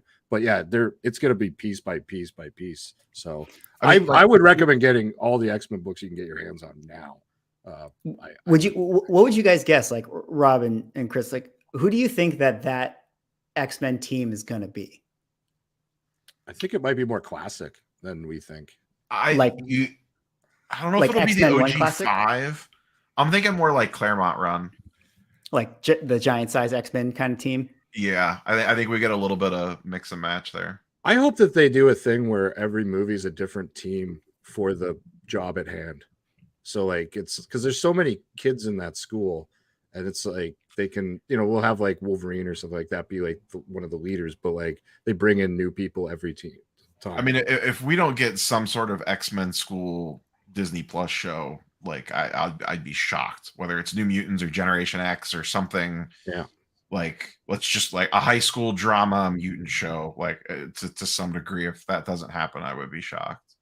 Yeah, it's exciting. The one that's going to bite me in the butt is 266. I've been wanting to buy that book forever, and it's one that you could buy anytime that you want, and I keep putting it off. And I know one day, and it's been like $900 to $975 for a year now. And I'm just, I'll get it later. Something else jumps in front of it, and it's going to be like $1,500 one day when they actually announce the character. And it'll be like, I didn't buy that. You had like a year to buy it. What are you doing? It's funny. That's one of those books that you have to have in 9.8, in my opinion, just because 100%. I was there when it was on the shelf. It's like, why don't I have it in 9.8? I have a 9.4, and it literally mocks me whenever I look at it. I hate it that it's a 9.4. And the same way, I just keep putting it off. That's how I am with New Mutant. When I bought New Mutants 98, I'm like, I have to have this in a 9.8 because one, it's a high census, so I think it's for an investment purpose. Yeah, it's smart. It's required, but that's another one that I'm like, I really need this in a 9.8. That one's ticking up again. Yeah, I was lucky. I bought right before the comic boom hype in early February. Like I got my New Mutants 98 for a little over $1,000. I got my Edge of the Spider-Verse 2 for a little over $1,000. I remember one of the first comic book videos I did, and then I spent a ton of money that month. There he is. Just gobbling stuff up because I had a feeling what was going to happen. Because everything that's happened in the comic book market happens 30 to 60 days after what happens in the sports card market. Sports card market went to the moon. A couple months later, comic book market went to the moon. Sports card market crashed. A couple months later, the comic book market crashed. PSA got backed up and had to shut down. A couple months later, CGC was a mess, didn't end up shutting down. But like it's very patterned. They follow each other. Yeah. So where's the card market right now? Down. Slowly trending down. Yeah. Just like pretty much everything else. Yeah. Well, shout out to Automatic Comics, Ryan in the house. Extra special guests. I got like an all-star panel, on an impromptu this is turning into a Saturday stream. Roundtable. This is great. I finally with Doctor Strange today, so now I can be part of chats that have spoilers in them. And okay, well, we can talk about that. It's funny you mentioned X-Men 266 because I think even Ryan, I've heard you say something like this before, where it's like, like certain grades of that book are cheaper than buying a raw copy that presumably would be like the same, because like you could literally buy like a mid-grade graded copy, crack it out, and sell it for more raw. It's insane. It makes no sense. Yeah, but I do think I don't know. I feel like the annual debate with his first appearance, like who cares? Nobody wants that annual. No, they want the like cover. they just don't want it. Like I had somebody like attack me in one of my recent videos because I made a comment about it, and they said like I was like part of this like group of horrible YouTubers that were spreading these lies of X-Men 266 being the book. But it's true though. Like Chris talking about like how like there was a time when like Ghost Rider and Punisher were like literally like the S tier characters, in Marvel comic books. And I feel like Gambit, like everybody forgets, like Gambit's book, I could see like one day being as valuable as Deadpool's book. Like that's how high tier of a character. For a long time, it was way more valuable than, Deadpool's book was nothing. And X-Men 266 was a book people wanted, And so you would expect that if he does actually come on and make like a big, take a big role in the MCU, that book would exceed Deadpool, exceeding Mutants 98. Well, I tell you what, boys. Well, look the people are after the X-Men 266. I've sold 2 in the last 2 weeks. Like you got another one laying around in a 9.8? Yeah, I might be a customer. I wish. Yeah, I might too. Hey, hi everybody. Drew, sorry, I came in hot. Guest. Look, we got so many. This is great. This is a great surprise drop in. Drew Como. Do you guys know Drew and Chris? I think maybe I've never met, but I've been following him since he started his channel. He's got one of the best channels going. Well, thank you very much. I've definitely seen you around a lot too. A long-time listener, first-time caller. Yeah. What do you guys think of? What do you guys think of this Thunder House Designs X-Men's, the 120, 121, the Alpha Flight stuff? Like, see, that's some of the stuff where it's like everyone was going nuts for those, and I think they're awesome. But like there's so many steps. I feel like that has to get to Alpha Flight before you really start to see them. Like that seems like a long way away. But That's What why if they're in Sword though? What if they're like the more modern stuff? Like they could just be working in the space station in Sword. It just show up. Maybe, you know? yeah. That's why I like those. Like I call them like the generic keys, like X-Men 94, Giant Size X-Men 1. I mean, X-Men 1 if you've got like a big budget, but just because I feel like those ones, no matter who shows up, are going to go up. Yeah. Whereas the other ones, you've got to have those characters to really see that big jump. And so they're just a little riskier, but I mean, it's still not bad. 94 is an interesting book, Ryan. We've talked about this on our little IG chat that we have, and 94 is a strange one because it does the younger collector has no connection to that book at all. But like anyone over a certain age knows the significance of that book and how big of a book that was, how it was bigger than Giant Size X-Men #1 for a while, even just because of the run collecting. But I love that book personally, but it's one I don't own. It's on my radar, but that's one too that there's always like something sexier that jumps at it. Yeah. It's like one I'm like, I know I need that one day, but something cooler cuts it in line, for whatever reason. I feel that way about all EC comics. I need those all, but I keep. That's why I keep showing Drew all the Old Mage stuff. I try to get him to spend his money on knife to the heart. I'm slowly doing it, man. It's crazy. It's brutal now. I mean, I tell you, 2 or 3 years ago, you could do it on a reasonable budget. Oh, for sure. VGs were $150 now. Yeah, it was great. The first time I bought ECs, I think it was 10 years ago. It was like 2012. And I walked out of a show for $250. And I had a stack, like 6 or 7 books that I bought for $350. And it was like War Against Crime 11. I mean, now they're all beat up copies. But just to book in this, I sold the War Against Crime 11 2 weeks ago for more than I paid for the whole stack of books. Wow. But it was like Tales from the Crypt 21, 22, 23, 24. I mean, it was just like stupid stuff, and you couldn't touch that. Like I bought a War Against Crime 10 maybe a few months ago, and it's like a 1015. I paid like $700. I mean, it's like they're so expensive. Like in just existing. Is that the same 1.5 that's in Comic Link this week? I haven't gotten it graded yet, so no. Oh, okay. No, I bought it raw, but it's a split spine, but it looks pretty nice. So I figure it's probably gonna be about a 1.5. Yeah, might get lucky at a 1.8 or something, but not to derail the EC talk, but this when you were saying like I'll buy it later, like to me that's like the X-Men 101 to me is that I love that book. There's so many books that favorite cover. That's actually pretty high on my list. That's not one. If a nice looking 9.2 or 9.4 fell into my lap, I would not hesitate on a 101. It's funny. You guys gonna take a top 3? Do you guys agree with short stuff here? Top 3 bronze? I think so. 3? I probably have it as bronze for X-Men. Cover. It's my favorite. I'm gonna say it's bronze X-Men. Least favorite. Oh, least favorite. No, I'm the odd man out always on that book. I have a 9.0, and I've never connected to that character. I don't know why. I'm just a weird guy. Do you if think you want to sell a 9.0, I wouldn't say no. Yeah. Hit me up, man.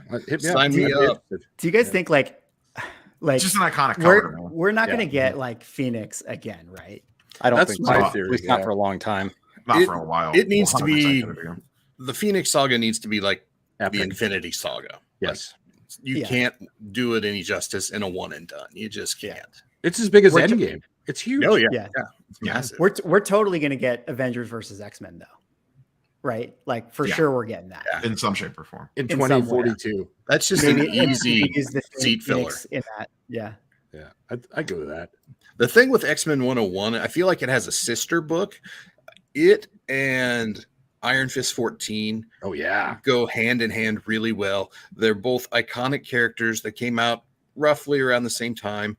And there's just this, they're never really setting the world on fire, but there's just this constant drone of desirability in the market that real collectors out there with money in their hands are always circling the shows I'm set up at. Maybe this is anecdotal, but those are, if somebody's going to ask me if I have a book 2 out of 3 times, it's going to be one of those 2 books. I got to ask, you've been in selling at shows the last few months. How's what are hot books right now with the market the way it is for you? It's interesting because a lot of the X-Men stuff I've I'm fortunate. I have the best assortment of Silver Age X-Men now I've ever had. So I've been selling a lot of that, but a lot of people were actually chasing the Alpha flights. Like I had some flippers I could tell that were trying to beat me up on it. It's like, yeah, no, I understand how the comic market works too, guys. Thanks. Here, watch my YouTube channel. So it wasn't just all like Doctor Strange and Thor: Love and Thunder. Oh God, it was none of that. Absolutely none of that. Silver Age keys, and just really run fillers. I feel like we're transitioning back into people wanting to build out runs because the keys, particularly in Silver Age, Bronze Age, have exceeded the budget or at least the comfort level of a lot of people right now. So they're starting to just hit the boxes. I did really well out of the boxes the last couple of shows I've done. Right. Which Rob, is why I spend all day today filling them. Yeah. I feel like Albert's question is for you, Rob. Should I grade the Deadpool Ricky card? Are we talking about the one from X-Force, or are we talking about 92 Jim Lee? I think it's the one coming from the X-Force 1 book would be my assumption. What's the deal with that card? On that in a really long time, to be honest with you. I think it's fine. It just depends on check comps on it, see what they're selling for actively, and then depending on what your cost to grade is and where you're grading it through, just like anything else, it's a math equation. That was like the card. What didn't it sell for, like height, like $10,000 or something like that? I don't know if they got that high, but it sold for in the thousands. Yes, that's so crazy. Multiple thousands. It's just absurd. What do you guys? Newton rings lower slab value? No, right? No. Newton rings are caused by the CGC case. Yeah. So there you go. But I have people all the time say they want to pay less for a slab because of them. And and I just say I'll sell the book to another person. Yeah. Yes, it doesn't impact the value. It might you. impact the marketability of it, because some people that'll just drive crazy, and other people. I was going to say, I feel like that's something. It doesn't impact the price, but it impacts the liquidity. Because there are going to be certain people out there that are just going to pass on it. So you might get your price, but it might take you longer to get your price. Right. Shout out to Long Story Chat. $2 here. Thank you, man. When is Valiant going to blow back up? Aren't they like bringing it back? A bunch of like the Valiant kind of characters and stuff, like all the what is like Harbinger and I forget some of the other. Well, didn't Vin Diesel kill one of their main properties? Like a really bad movie. Oh yeah. It wasn't bad. It was just boring, which is even worse than bad. Yeah. Can you really? The movie was called Bloodshot, and it was boring. True. That's all you need to know about that. It's Vin Diesel. He's just. I mean, I feel like he's been riding. It's about family. Fact. Like the only movie I can think of that I like really liked him in was Pitch Black. Pitch Black. I'm pretty sure that's the right one. Yeah. Where they're on that alien planet, and like that movie was awesome. That was the first time I think I was introduced to him. I worked on the sequel of that. Riddick. It was Riddick, right? Yeah. And I met him a few times. He was actually super nice and a huge comic book fan. Yeah, really? He's a big D&D player too. I had a bunch of comics on my table where I was drawing, and he came up and was like, really thought it was cool. Oh yeah, so someone in the chat was like, Rob, big D&D fan of cards and stuff.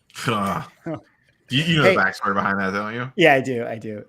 You got it's sitting right there. Actually, it's right there. Hey, I made it a display piece for. Talk about Spec. D&D comics, not a bad spec right now, dude. They're coming out with a huge movie with Chris Pine and stuff. A lot of stuff about that. So there you go. Guardsy has a question for everybody here. All right. I think you should have said megastar Chris Pine.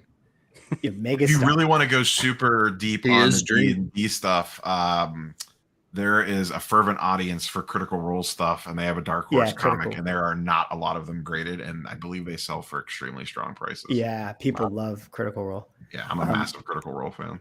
Oh, cool. Yeah. You have $100 to spend on a comic, guys. It's your first comic of your collection.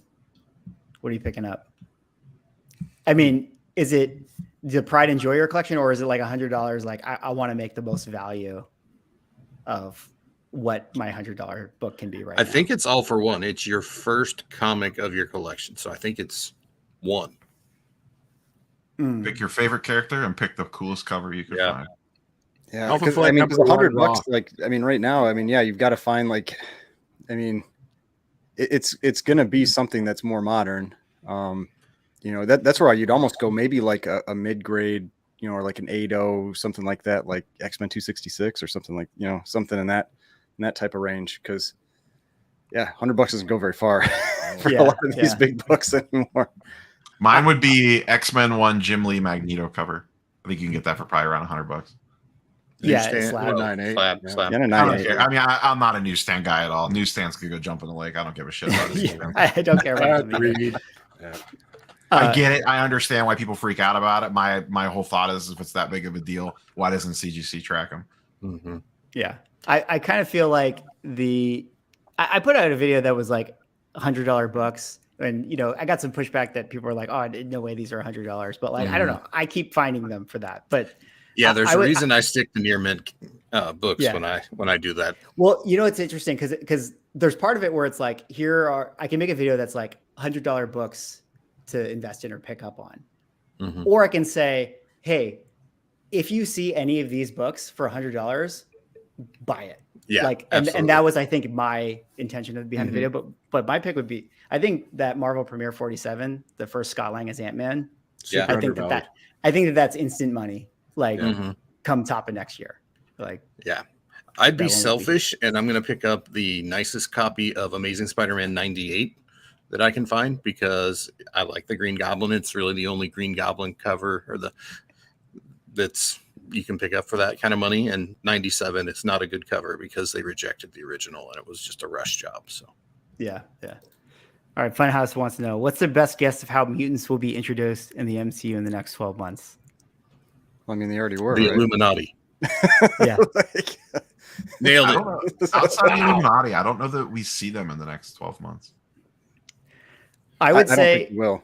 I think we're going to see. Well, in Black Panther, you think you see maybe a Black Panther insinuation? Unless we see Rogue in the Marvels. Is it Namor a mutant? I guess Namor is the first. He's like retconned as a mutant. Yeah. Which actually is appropriate if they acknowledge him as like being a mutant or whatever. But like, I assume the answer to this question though is someone actually uttering the word mutant, and I don't know that we see that in the next 12 months. Yeah. No one has ever actually said the word mutant in an MCU property. Mm-hmm. What I would say is that they established that Quicksilver and Wanda got their powers unlocked from the Mind Stone, and I feel like that's canon that they would still use to some degree. But they retcon that with Wanda and WandaVision. Yeah, I mean they could retcon that, but like I feel like that might still be somehow how they screenplay judo it into the existence. The exposure of the Mind Stone was just the catalyst or whatever that forced her mutation to appear. There's a word, I can't think of it, but I actually don't know this because I've never read Young Avengers. Is American Chavez a mutant or no?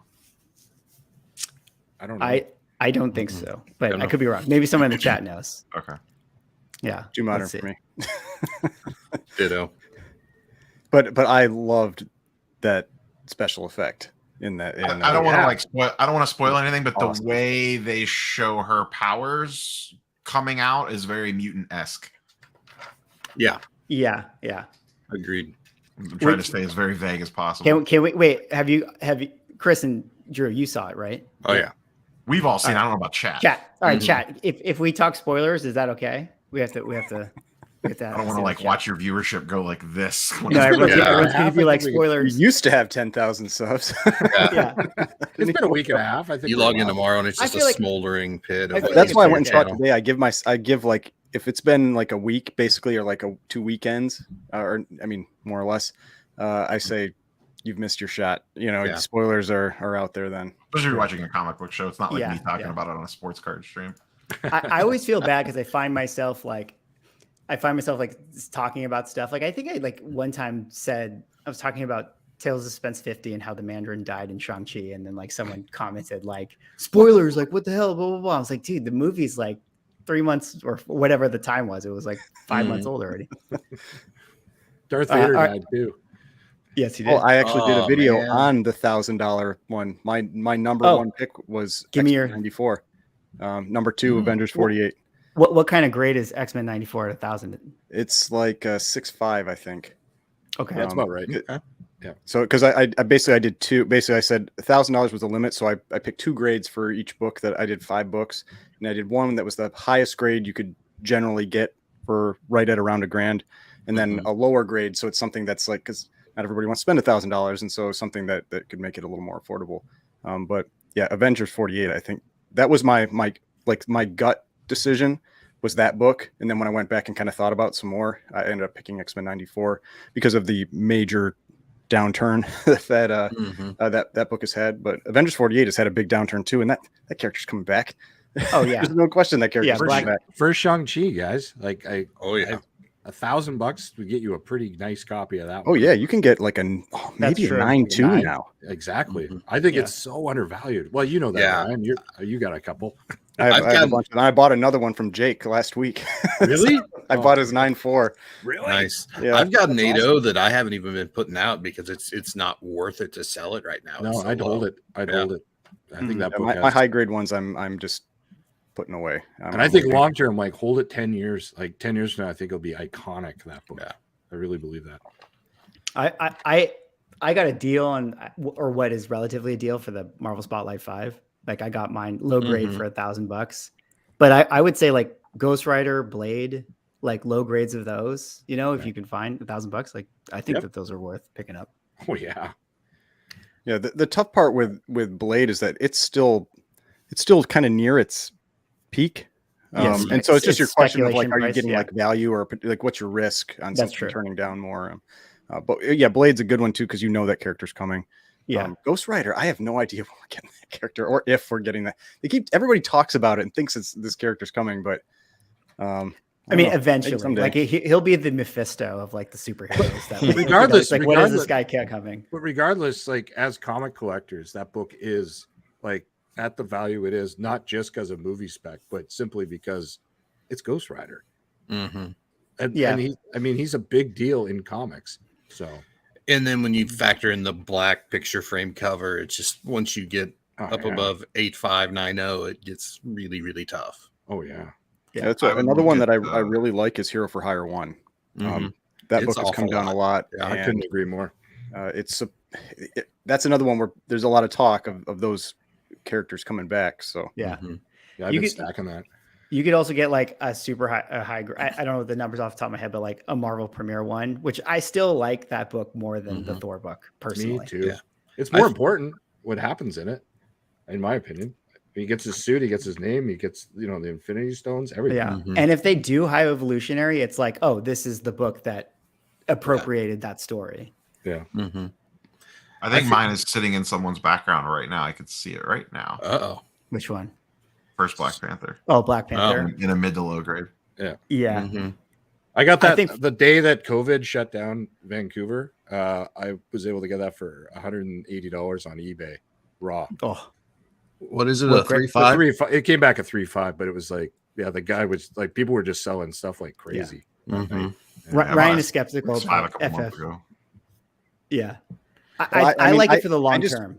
I just bought an FF52 from Superworld like a week ago. Nice. I mean, I did say in the video when I think I posted that video already, that I am still nervous a little bit about buying it just with like this relative uncertainty with that character, but I kept expecting it to drop more and it didn't. It's really leveled off pretty well. And so I was just like, screw it. I think on the grade, there's not a ton of them out there when you look at the census report, like in the grand scheme of things. Yeah. It's one of those like too, where like, and I feel like we've talked about this before, where it's like, even if he's not in Black Panther, like just when the movie comes out, it's like by proxy, like people want to go get it again, or they want to pick up the book. Like same thing with like Ant-Man. Like I'm sure like Tales to Astonish, like 27 and 35 will be hot, even though that's like Hank Pym Ant-Man, and it's not really like Scott Lang. Like I just feel like, even if he's not around the MCU, like the book will still have some top of mindness. Like if Miles Morales becomes Spider-Man in the movies, do you think AF-15 is going to take a hit for it? No. That's why I always say to buy the original. It's the easiest way to go. It's the safest way to go. They'll always go up when the other later characters show up too, or later versions of that character. So that's what I like to do. The other angle with FF52 is that they're not going to screw that character up. You don't have to worry about it because that character is probably that very particular character is never going to show up in a movie again. Like, yeah, he basically left. I mean, obviously, unfortunate circumstances, but essentially, they went out. Like, he went out on top. Like, they did that regarded as one of the best Marvel well. movies. Period. Full stop. Yeah. It's an iconic character. It is probably for a lot of people like their Marvel superhero. You know what I mean? And they're never gonna mess that up. Like, because we're unfortunately never getting another movie with him in it. Very true. Vizzy's got a good question. Does anyone think the warehouse find, which I'm not actually familiar with the warehouse find? Well, I mean, that was a long time ago. Wasn't that Mile High 2? Isn't that where they found all those? Like, it was Chuck Straczynski. Oh, I remember that. And I think there was like 2,000 copies, or I could be wrong on the number, but it was a lot. But that's why high grades of that book aren't worth as much as high grades of 49. I mean, over the lower mid grades are worth more, but once you get to a 9.8, I think there's one 9.8 of FF49. You know, and so it's like, yeah, when you get to the high grades, they actually separate where 49 is more valuable, but lower grades it's another story. Yeah, the FF48 is, I think it's the highest census, say, key book in the Silver Age.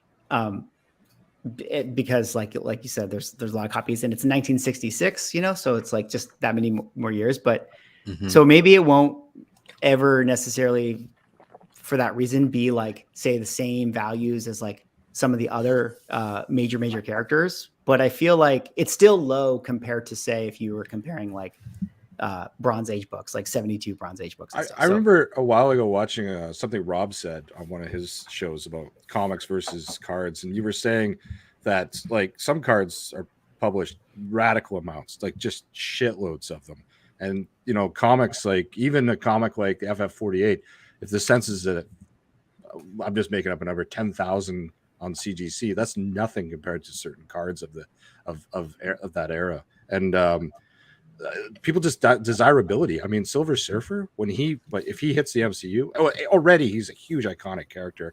I don't know anyone who wouldn't want that book in their collection, no matter what. So it's always going to have value just for that. The other thing too, like on the sports card comparison, is that with sports cards you have options. There's multiple sets. Like if I want a LeBron rookie, that's a very broad-based question on what I want. There's 300 different versions of a LeBron rookie, and then all various price points from a couple $100 to hundreds of thousands of dollars, which has always been my point on why I went hard in the comic books for long-term holds to what you just said. You know, the first appearance of X character, Silver Surfer, Black Panther, whatever, is a finite number. And if someone wants it, you have one option, one choice, pick what grade you want, and that's it. You want first Black Panther? It's FF52. There's no other choices. If I want a LeBron rookie, there's thousands of choices.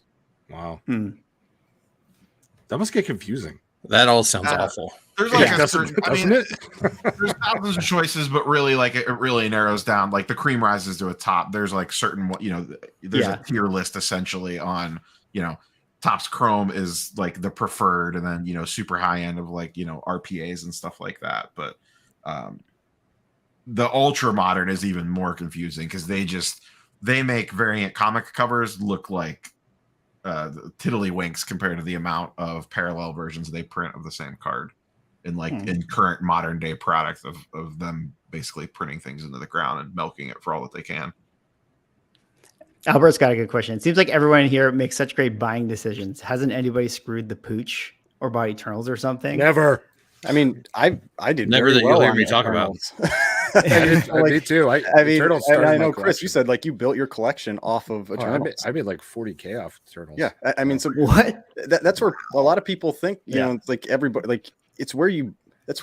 I mean, I know a lot of people have problems with, you know, someone like myself or something saying like, oh, the price you pay matters, you know, because then they feel like you're treating it more like a commodity or whatever. But I mean, it does. You know, it does matter. You watch these trends and prices over time, and you try to not be that person that's buying that one highest paid price. It only happens once too, when that highest price. I'm just over here processing the fact that Chris made more off of Eternals than Jack Kirby did. That's probably true, right? This is why, man, they were $3 to $5 each in 2014. Oh yeah, they were stacks of junk. Yeah. I mean, everyone laughed at me. like I've talked about that, where I was like 9/8 were like $100, and I feel like people didn't believe that, And I'm like, yeah, the book is still $1,000 book in a 9/8. If you bought those for like Chris for like $3 to $5, you're still doing really, really well. Yeah, you're killing it. Yeah, for sure. Yeah. Albert, I'll just say, like, clearly I don't make good buying decisions because I buy Darkhawk #1 every time I see it. So, to add to that, I flipped the Darkhawk #1. You make money on that. No, Darkhawks are good. But I got to add to Albert's thing. If you feel like you've screwed the pooch, put that book away in your collection and wait 5 years and reassess it. Mm-hmm. You'll be fine. You'll be fine. No matter what you paid for it, eventually you'll see a return. And honestly, if you never make a mistake, you're not trying hard enough. Absolutely. Yeah, that's true. Yeah. Which my stack of 25 Avengers Forever #1s will attest to. Right. I'm so glad I never found any of those. Oh God. I saw this question. So are we allowed to talk about the movie then? Yeah, we should. Let's talk about the movie. Because people say go ahead and spoil away.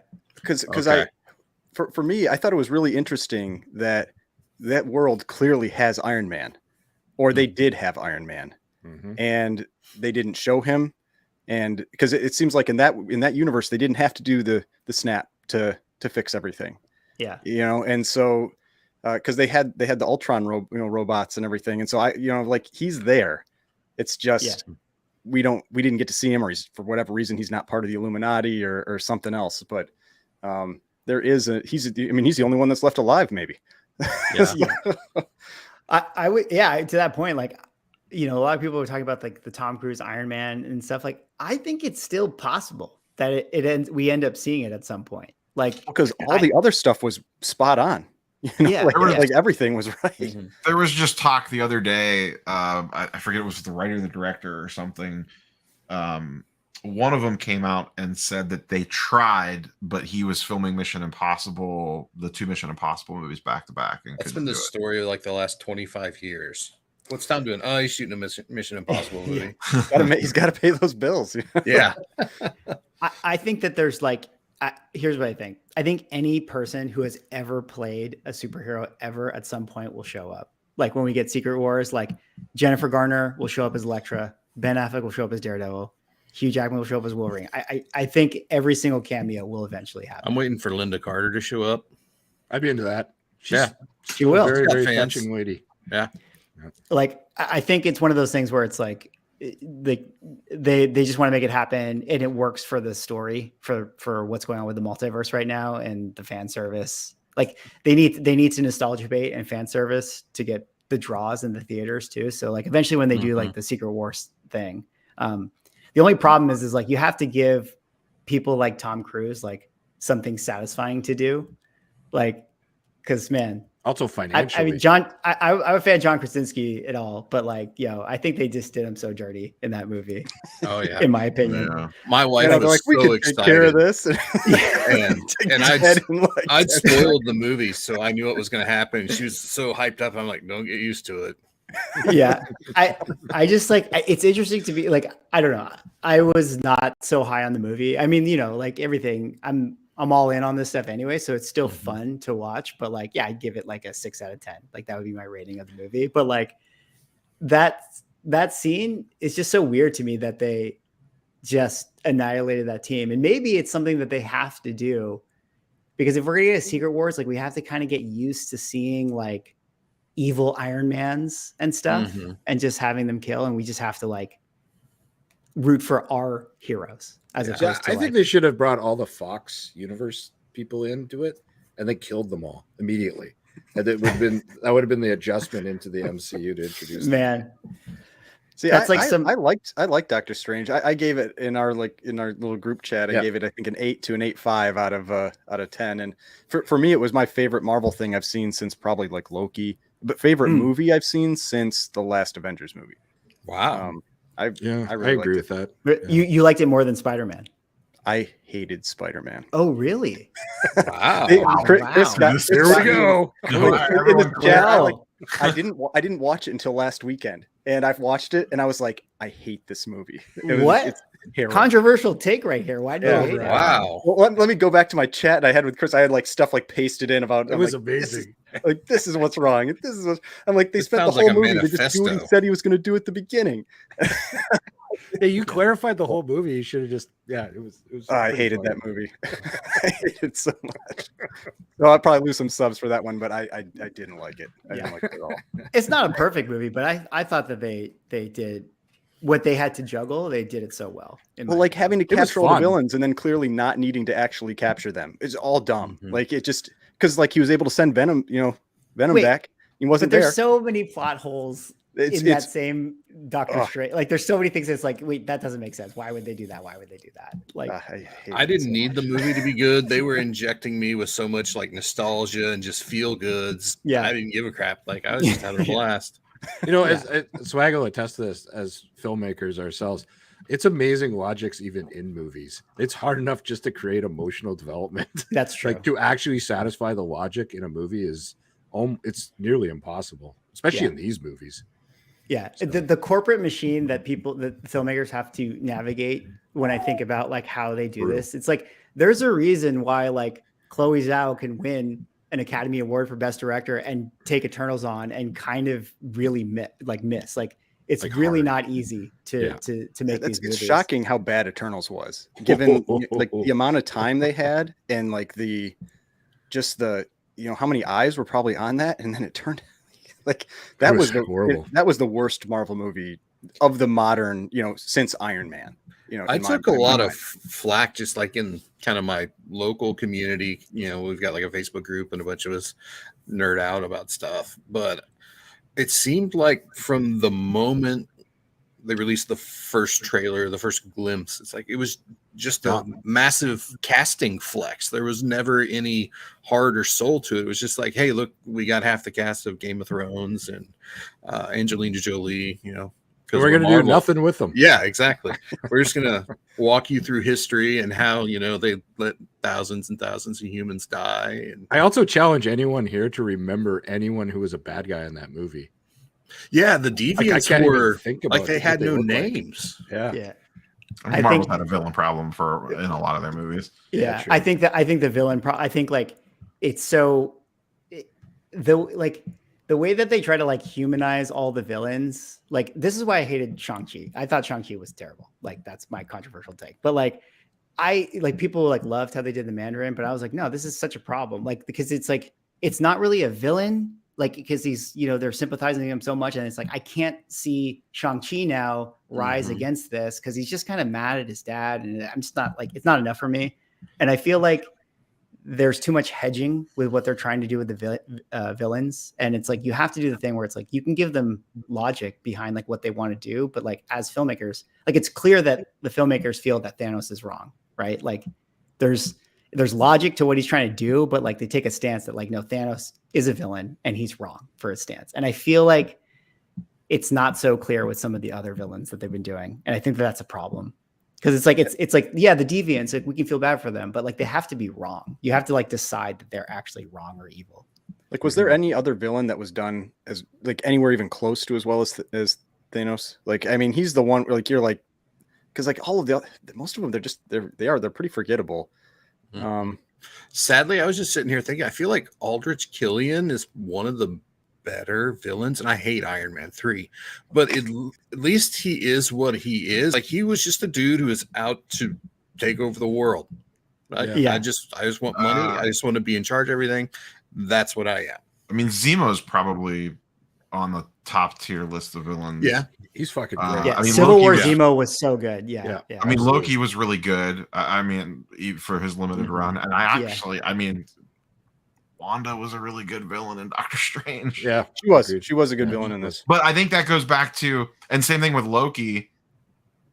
I think a lot of the Marvel villain problem is that they're one and done. Like you don't have like a build up to anything, or they don't come back. It's like they get brought in for a movie, they solve the villain problem, and then they're gone.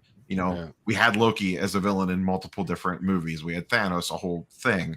Wanda hasn't been a villain before, but we had ties to Wanda of a building story, and then she heel turned obviously a little bit in WandaVision and more so in Strange. That's So I why think I'm that's more of the issue than anything else. I'm excited about Kang because they have this opportunity right now to build him like they built Thanos, and we can all agree Thanos worked out quite well. Yeah, and, for sure. And I think they have an opportunity to create so many versions of him. Oh, yeah, Vulture was really good. Vulture was good too. Solid. I was gonna say, like, yeah, I think Vulture. Someone else said it, Vulture, and I would throw in Mysterio in that too, where it's like I like that it's like there's logic behind what they're doing, but like at the end of the day, they're villains. Like, so that I appreciate. I'll be back that. in a sec, guys. Yeah. Yeah, and Vulture might have been more about just the fact that it was Michael Keaton. I don't really know. You know, if that's a different actor playing that, does it hit the same? But I know the Shocker got disrespected. Very much. I didn't care for that. The Shocker, man. It didn't. He got did done not help- dirty too. Did not help that book. He got these. No. He got the Reed Richards treatment, in my opinion. you know what's funny too with like the leaks, because they're like, you know how there was like, it was supposed to be maybe Balder was going to show up. It's like you can tell that like that John Krasinski Reed Richards was like they got this in like at the last second. And they probably filmed every single one of his shots like by himself. 100%. Like, put it in. And so it's like, I just feel like they were kind of at that point where it's like, well, we kind of killed Balder in some comedic kind of Sam Raimi way. So, Reed, you just gotta take one for the team. Like, this is just how Balder died, Chat brings up another going. Kingpin is untouchable as an MCU villain, at least in the Netflix. We'll see if how good the MCU version ends up being, but just the fact that it's D'Onofrio to me automatically gives it a certain level of gravitas. Purple Man in Jessica Jones season 1 was really good too. Yes, but I'm definitely, I like David Tennant, Doctor Who. But that was like that was a very well done. Like you were scared to death of that dude. Yeah.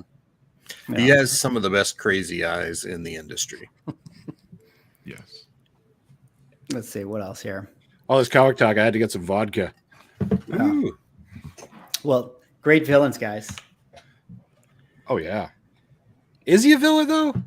I feel like more, but he was. Do you think this is one of the things, the preview, when I go into the video, I talk a little bit about this, but like, I feel like Loki's going to get the Venom treatment where it's like, Venom was like the villain. Like, I feel like after this, like in comic books, they're just going to treat him like a superhero now or an anti-hero or whatever. Mm-hmm. Isn't there a chance we see some of that with Kang though? Isn't there, like, I'm not like the biggest Kang head in the world, but there's some stuff where he kind of flips both sides of the, depending on what version you get, right? Yeah, depending on the versions of Kang and stuff. So I mean, I have a feeling, just given Jonathan Major's charisma, that we probably see that character on both sides of the fence throughout whatever this run's going to be. Like he was so good in just that little bit in Loki. You're just like, man, this is like a top tier actor. When he stands up on the desk, I'm like, what is happening right now? This is amazing. Yeah. Hey, how do you guys feel? I love that series, by the way. I thought that series was awesome. It was good. Fantastic. It was my favorite of all the like MCU shows so far. It excites me because just the cosmic element of MCU is one of my favorite parts of it, or of the Marvel universe in general. And I can't wait to dive deeper and deeper into that world. It's like they have an entire Star Wars universe out there we haven't even met yet. My favorite thing about Loki is the title character was in the show for more than like 3 minutes. True. Yeah. It sounds like the complaints we were getting from Newbie on 6 minutes of Moon Knight in the whole series. Yeah. I seriously, I know I sent this to Mickey. I can't tell how many other people I sent it to. I'm just like, I'm sitting here watching Moon Knight. Like, is there going to be any Moon Knight in your Moon Knight television? There's going to be a lot of let me tell you this. There's going to be a lot of Mr. Knight, because that suit costs no money. Exactly. And anytime they need Moon Knight in cameos and other things, you're going to see Mr. Knight instead. And also, I don't know if you guys noticed, but like when they showed Moon Knight, that he was mostly CG. Yeah. Like almost 50% of it. So that's and there's no reason for that. Yeah. I think that they painted themselves into a corner with that one, if that's going to be like how they always do his costume. Mm-hmm. They should have just done like how they have with all the characters now. They just like have the suit. They have their suits, and then they just do the digital hood that like, Ant-Man pin particles over their heads. Like they should just do that. I mean, I enjoyed the MCU Egyptian deity hour, for the 6 weeks we got it, but I was hoping for a little more. I mean, hell, even if you'd have thrown me like some Ramatut, give me something. If I'm not going to get Moon Knight, give me Ramatut. I think honestly, a lot of people hated it. Just the fact that you couldn't spec out of it. I think Newbie didn't like it. That's why I think Newbie hated it. Yeah, It's like, it's just, I can't there's no spec on spec this, in bro. that It's making me money. 5.5 out of 10. That show is definitely questionable, but I will say Oscar Isaac was amazing. Oh What yeah, he pulled off. He's really good. Oh, What yeah, he he- pulled off in that show was absolutely he nailed it. I would say without him, that show would be even a disaster. Disaster, like almost like I think people would But really not like it. To be fair, though, I am very interested in seeing what he shows up next in. Like as mediocre Blade, as that right? show was, I am very intrigued by whether it's a season 2, and maybe a season 2 feels more like what everyone thought that season was going to be, because now everything is set up and established, and we don't have to spend time with kind of building out that backstory for 6 episodes. We can just hit the ground running. Or But also, if he shows are up on we a all regular bored with property. Origin Tales? I'm bored with Origin Tales. I'm just bored of them entirely. Like I mean, I even could watch Shang-Chi, Uncle Ben die I a thought few more times. I'm good with that. Yeah, okay. Or what about I made a joke about that recently. Bruce- I'm trying to remember Bruce what it Wayne was. getting Where I shot was in like, an I'd rather alley. watch Uncle Ben die Girls again. will fall. I mean, do you think so? Like for that, on that take, do we get a full Fantastic Four origin tale, or do we just start with them as the Fantastic Four? I think I we're hope they starting start with with them. them. Fantastic I Four. hope they start with them. Do you think we're seeing them in Ant-Man 3? Do you think they're going to show Yeah, up I in do. that? I think they're think gonna be we the do, but I quantum don't think realm. they're powered. Interesting. So you think like their origins going to be like, oh, they were kind of like how they went to space and got I their think powers. they've been as they stuck go to in the quantum. quantum realm since the 60s. Oh, So, you know what? Like how Michelle Pfeiffer got superpowers when she went there. Yeah. But also, did you hear Doctor Strange say, "Weren't you a thing in the 60s? Didn't you chart in the 60s?" Yes. And I think reading my on theory. that, I think he was saying like a Fab Four, kind of like a band joke as opposed to. Yeah. So that's how I'm choosing to spin that off, because I mean, I'd be down with a time period movie, but then you've got all these other movies that just ignored them, and I don't think that plays well. I feel like with the origin things, like Marvel has to do this, like, I don't know if they have time to like, it's like if they want Fantastic Four to be like players in what's going on right away, they kind of need to like expedite, like, here's who they are, here they are. And now like they're like heavily involved, they kind of have to really push it. As opposed Well, look at it this way. Road. Okay, we can all agree that like Guardians of the Galaxy is one of the best MCU movies. I think my favorite everyone one. feel. Yeah, it's one of my top 3 easily. But did that feel like an origin tale to you? No. No, I just felt No, like a you just story. get individual character Yeah. backstories. It was just them Yeah. all meeting each other. They just all got together and just started doing shit. And I'm like, why don't we just do that? It was Captain Marvel with the painfully long "Smells Like Teen Spirit" cover intro, right? Wasn't that it? Well, why don't we just pick another song and we'll make it painfully long, and you just animate the origin story, and then when the song's finally over 8 years later, you can start the movie and like plot begins. Not a Batman fan. Captain Or was Marvel that will be Batman? the It was last. Batman, yeah. Okay. Captain Marvel will be the last. Well, I guess Shang-Chi kind of did this. Actually, I'm surprised. Maybe it's because it was already in the pipeline. But I feel like Shang-Chi, Captain Marvel, that'll be the last like origin film. I hope Like so. because they'll just do Disney. Well, it's like with what Chris said. I mean, I think you almost can't do origins for a lot of these characters anymore. That's in like the modern world, because the question just always comes up: where were they? Yeah. That's why them being stuck in the quantum realm or whatever. Like that's the type of thing. That's how you can get, out of that, where it's like you didn't have the smartest man in the world that can defeat Galactus and all that kind of stuff, like not participating in a worldwide war. I mean, it's you have to come up with ways to bring those characters in. Well, and all the that mutants, they screw could that do up. it with a snap, right? It's like if the snap is the thing that starts the mutant gene or something, that would be a good explanation. For I it. couldn't believe that they didn't properly set up in Eternals 1 the mutants in that. Like that seemed like that was where you were there's so gonna many do it. things they didn't do, like have emotional connection towards the characters. Whenever I think about that movie, all I Guys, think what about is- what two is the people Celest- holding each other in a windy landscape. That's it. Do you think when like do you think people in Egypt when they're watching like giant Amat and Khonshu fighting in the middle of the street, are they just walking by and being like, oh, this is kind of like the Celestial that's in the Atlantic Ocean? That's just Totally. like, Whatever.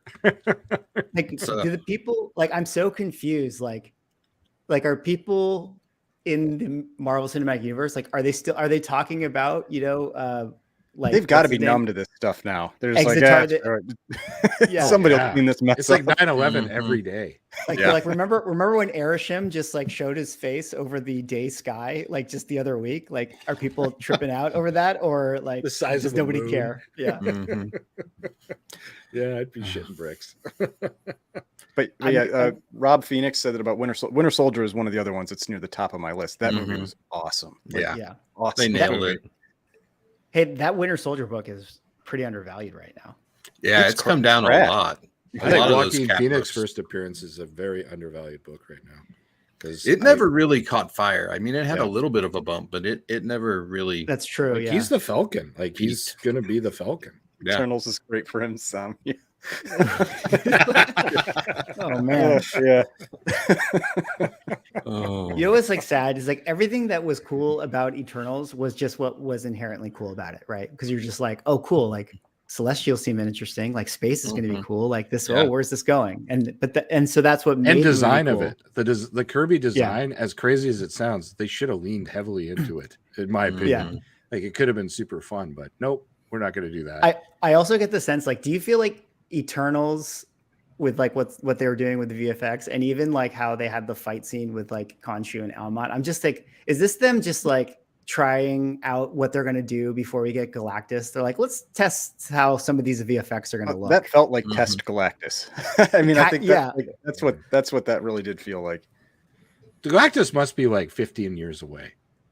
Like there's no way he's coming anytime soon. That's how I feel. There's so much story to tell. It wouldn't make sense to rush him. I feel like they do themselves a disservice to just throw him in all of a sudden. Yeah, but it seems like every time I read any kind of people talking about the next MCU movie, they're like, well, it must be Galactus. Galactus is coming. I think there's so much shit to do. I think that they're kind of in a weird spot because like I forget where I was reading an article about this where they were like, you know, because the intention behind the next phase of the MCU was going to be that it was like going to be a cosmic exploration, and I read the same thing. Yeah, James Gunn was going to be you know, overseeing it, but then he kind of got canceled and like, you know, he got fired from Guardians, so they like pivoted to do multiverse and stuff.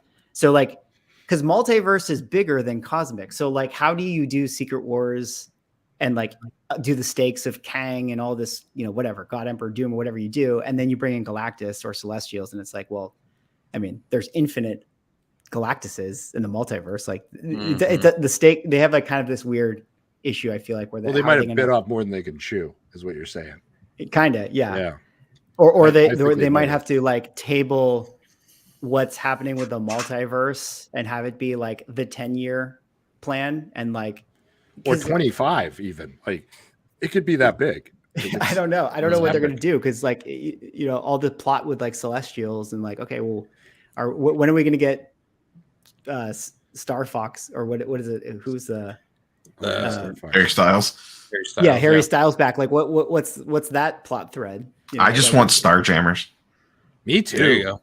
Yeah. The Gladiator is what I want to see. And my X-Men 107 9.8 really wants. I was listening to one of the Ringer podcasts last week, and they fan casted Timothy Oliphant as Corsair, and I can't get it out of my head. Amazing. I need that in my life. Oh yeah. I feel like the Starjammers are like the bridge to like everything because they're the bridge to X-Men and they're the bridge to like Captain Marvel, Kree, and like the Marvels and the Skrulls and this. You know, I feel like the Shi'ar. Like, I mean, it wouldn't really be out of line for them to show up in the next Guardians movie, like as a post credit or like some weird, like Loki. Maybe a 30-second interaction in a bar or something. You know what I mean? Like, I think Loki would be a good place for them as well. And you could introduce Shadowcat, like, you know, that way. Because anyway, I love all that shit. This is exciting stuff, guys. Yeah, we're living in a wonderful world. It is. I just feel like they're not planting seeds like I feel they need to do. You know, where's Oscorp? Where's the Baxter building? Where's, you know, some giant ass building with the name Worthington on it? Because, you know, Warren Worthington's family's rich as shit.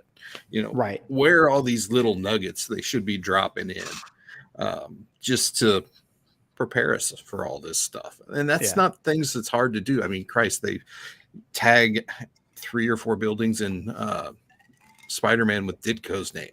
You know, you name this store, whatever. It's not hard to. You got the Sienkiewicz Psychiatric Hospital or whatever. Right. It's literally a dude sitting at a computer, imposing it over a wall. That's the weird thing though, because like in Spider-Man, Oscorp doesn't exist. Yeah. In that, and so it's like, how do you even like? And they've said it doesn't exist. So Yeah, straight. I'm not sure what you do with that. Yeah, that's a good point. It's interesting because like I think that this whole start of this phase has just been like a shotgun like approach to just like we're just gonna do a bunch of stuff and let people. The whole thing run got wild. derailed because of COVID. Yeah, Shows that certain things were supposed to release before other certain things, and they flip flopped. And I mean, they basically had to reshoot. It sounds like most of Doctor Strange. Yeah, I think it's very possible. Like, you know how they said like, oh, like Kevin Feige did his like go to Palm Springs retreat and like plan out the next 10 years thing. Like, I definitely think for them, it's like, all right, we introduced every facet of like supernaturalness, like cosmic, supernatural, horror, this. What do people react to the most? And like, where should we go? I think that they just got to figure it out now what they're doing. The neat thing is though, is they have Disney Plus to kind of continue the tales. Like they don't have to invest, $500 million into a movie with marketing every time. They can do it for half that now and have it on there forever. It's pretty cool. Where the fuck is Beta Ray Bill? Man, do you guys think? I feel like Plus allows them to experiment a lot with like different styles. You know what I mean? Like you could have, you could try like a Moon Knight, which is like kind of a weirder thing, and see how people like it, or you could go like spy thriller, type thing with like Falcon and the Winter Soldier or something along those lines, or you could get really weird with WandaVision. Yeah, and I feel like they were really doing a good job with making the films feel kind of genre. Like, Ant-Man was a heist movie. Winter Soldier was the international thrill or espionage thriller vibes. I feel like we've stumbled. Like, I don't know what the hell a couple of these have been. I enjoyed Doctor Strange in that it was a Sam Raimi movie. Like, all right, sign me. It really was. It was. I'm good with that. Yeah. So I enjoyed that aspect, but I feel, and Mickey, like I said, I read what I assume's the same thing or something that made the same point. It's just like, it really feels like we're at a rudderless ship right now because they're just trying to cobble it together because James Gunn got the axe. Yeah. Well, I mean, that's the weird thing with Multiverse of Madness. Like, even though I know they've said Kang, like his next big thing was going to be an Ant-Man, like you kind of expected like there'd be some role to play there with freaking like that was the whole thing, with all the universes, like, or like the timelines splitting and and all the. It's like, so you thought that's where you could easily bring something in like that, and there was nothing, unless I missed some like tiny little spoiler, or not spoiler, but like Easter egg, whatever you call it, like when they're like jumping through universes, like maybe there was like a Kang somewhere in there. I mean, I think one of those had what was it? The Living Tribunals. The Living Tribunal was on the heads. Was on one of those. That was pretty cool. Yeah. It was fun. Yeah, I thought they were going to maybe pulse. Yeah, I agree. It doesn't feel like they're really like connecting the properties right now, like we used to get in the prior series of movies. I guess I actually kind of read. Go ahead. Oh, I was going to say, I was read like some Reddit theory or something. Thought it was interesting where they were like, because like the rumor is like that MODOK is still going to maybe be in Ant-Man 3 and that Corey Stoll, the actor, is going to play him. That's one of the rumors. And so somebody was saying like, oh, what might end up it being is like how in Guardians you had like Ronan was like the bad guy and like Thanos was in it. And Thanos was just kind of ordering Ronan what to do. So like, even though we know that Kang is going to be an Ant-Man, it might be more that where he's just sort of like telling MODOK what to do. And then Loki season 2 might be all like more Kang stuff. Yes, we need more masterminds and more henchmen. Yeah, that's what we need. And Chris and I are over here thinking, Psycho Man. yeah. Could be. I've been collecting that. Fantastic Four Annual 7. Yep, 5 or 5. Yeah, 5. I shit you guys not. I used to work at a local comic shop here in town. One day, this guy, really odd dude, walks in and he's selling books, and it's 21 copies of FF5. This is 5 or annual 5? Or 21? Annual 5. Annual really? 5. 21 copies. And this is before, I mean, like, you know, the FF was basically dead at that point. The movie, Fox had destroyed it. And it's like, Psycho Man, first surfer solo story. Like, why is this your thing? You're like, I don't know. I just bought them. The oddest thing I ever saw walking the door. I have a picture of it on my phone somewhere, but it's just, we stretched them out over. Oh, hell yeah, we bought them. I mean, come on, we like money. Yeah. But do you have fists like frozen chickens for hands? Yeah. Like Chris's story. I don't know what the deal was, but it was the oddest thing that ever walked in the door. It's like, why would somebody ever buy 21 of these things? There's some weird fucking people. He was a big fan of that. I can't remember the guy's name. He's like the guy that has the electric lasso. It's his first appearance in there too. He's like one of the henchmen for Psycho Man. Oh, yeah. That's too deep of a cut for me. Big fan of electric lassos. Yeah. Why would anyone be fans of characters like, you know, the Cobra? The human Cobra.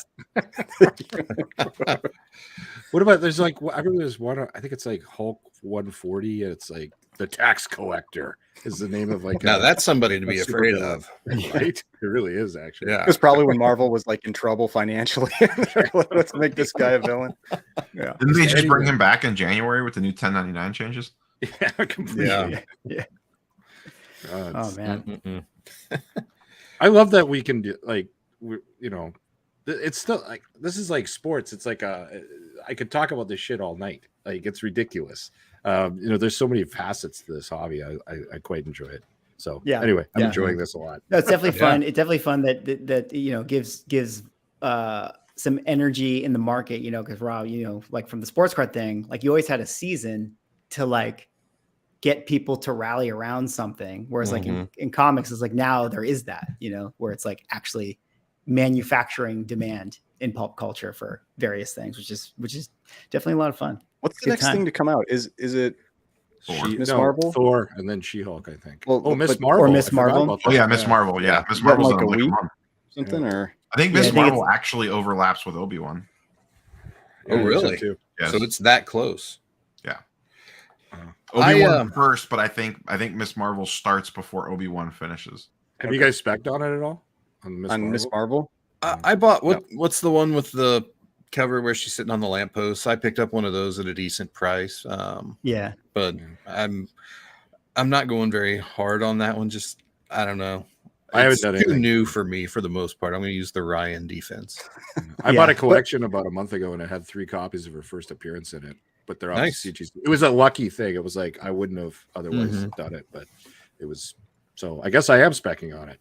I mean, I've said they're books that I'll consider going after the show because they're gonna, you know, we know we're getting her again, at least in the Marvels, and so, and I feel like things more often tend to move more on movie type news than the shows, but not always true. I mean, the shows moved a lot of stuff. Yeah, like Kang got crazy, but but yeah, and that's where I've talked about with Mickey that the America Chavez is one that I might be going for one of those, the Vengeance one, at some point pretty soon. And also I got 3 of those in that collection too. Nice. I just love the Del Auto covers in that series. I mean, they're beautiful. Books. Yeah, they're pretty cool. Yeah. I think, I mean, I didn't spec on Miss Marvel because I only ever buy specs that I don't mind owning anyways. I'm just not a fan of the character. So it's like, it was never one that I was going to like, I just don't want to be left holding the bag, you know, if with characters I don't like. So I didn't go too hard on her stuff, but I think to that point about what we were saying, Ryan, with like America Chavez, like, because she was like in this movie, like, I think like for the most part, people were like, oh, this character's kind of cool.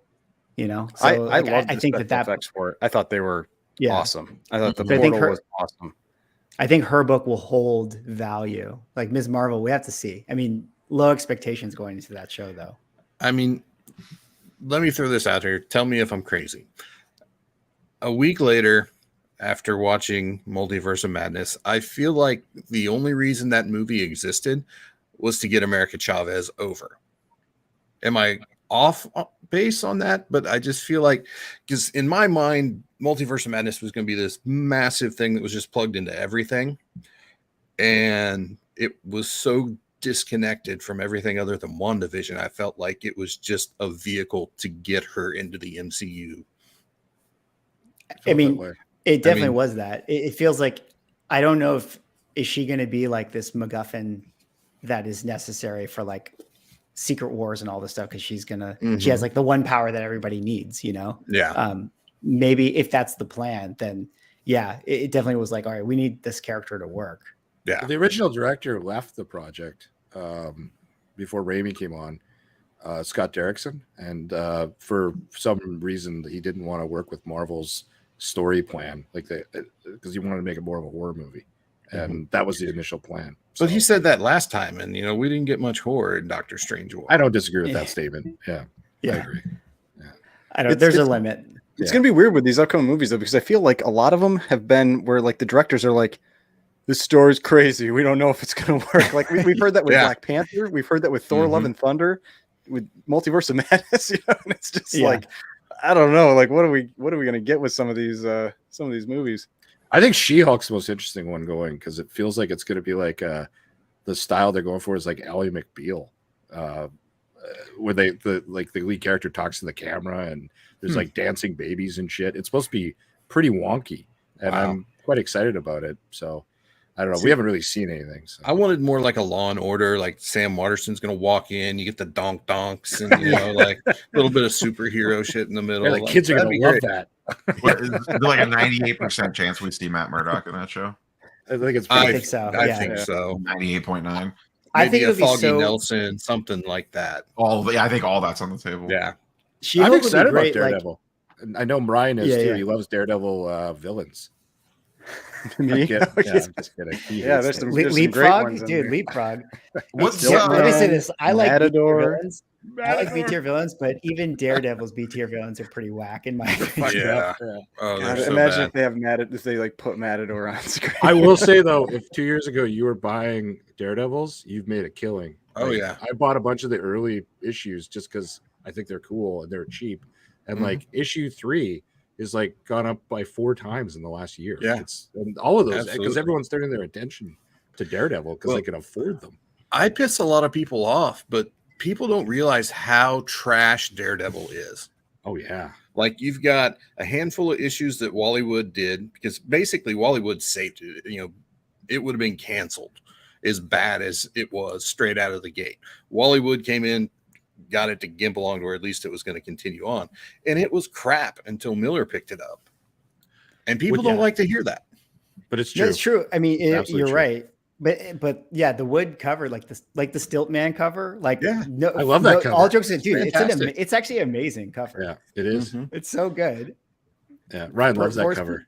Dude, forced perspective, way ahead of its time. I remember will. when I first got back like big into comics, like I was one of the books I wanted to buy just as a joke, because I was like, this is so crazy. This is like the Stilt Man. Yeah. But if you guys want to spec on stuff right now, I've been buying a lot of super high grade Miller Daredevils, like 9.8. They're getting up there. They're starting to get expensive, but Yeah. like I think it's our last kick at the can of getting those books before they're out of tier. Because keep in mind, like when we were kids, Wonder Man, I think that's undervalued. I'd like to find that thing not trash. Like, this is one of like I think the characters like you have to have some faith, right? Like everyone knows, like nobody cares about Wonder Man, but this is like that nobody cared about Black Knight. Wonder Man was Mephisto before Mephisto was Mephisto. Like he's been the longest rumor that's never happened. Well, people were talking about him during WandaVision 2. They were like, there's something on the table there. That's Wonder Man. Yeah. At the end of the day, though, Wonder Man, it's like, why does anyone give a shit about that character? Because he's I don't remember him being very cool to begin with. Dude, okay, but imagine like Hollywood actor like casting like there's so much like you could have such something.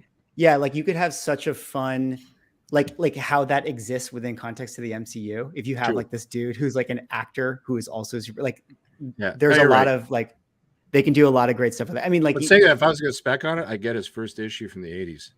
Yeah, and then it looks like $3 each. Yeah, they're like $3 each, and and then you know what we get a special one-shot episode with Kumail Nanjiani's Eternals character with Wonder Man, and it's like the movie that they released within context to the MCU. You've sold me. You've sold me on it. I'll I'm pitch you on now that. officially Write the a script. fan.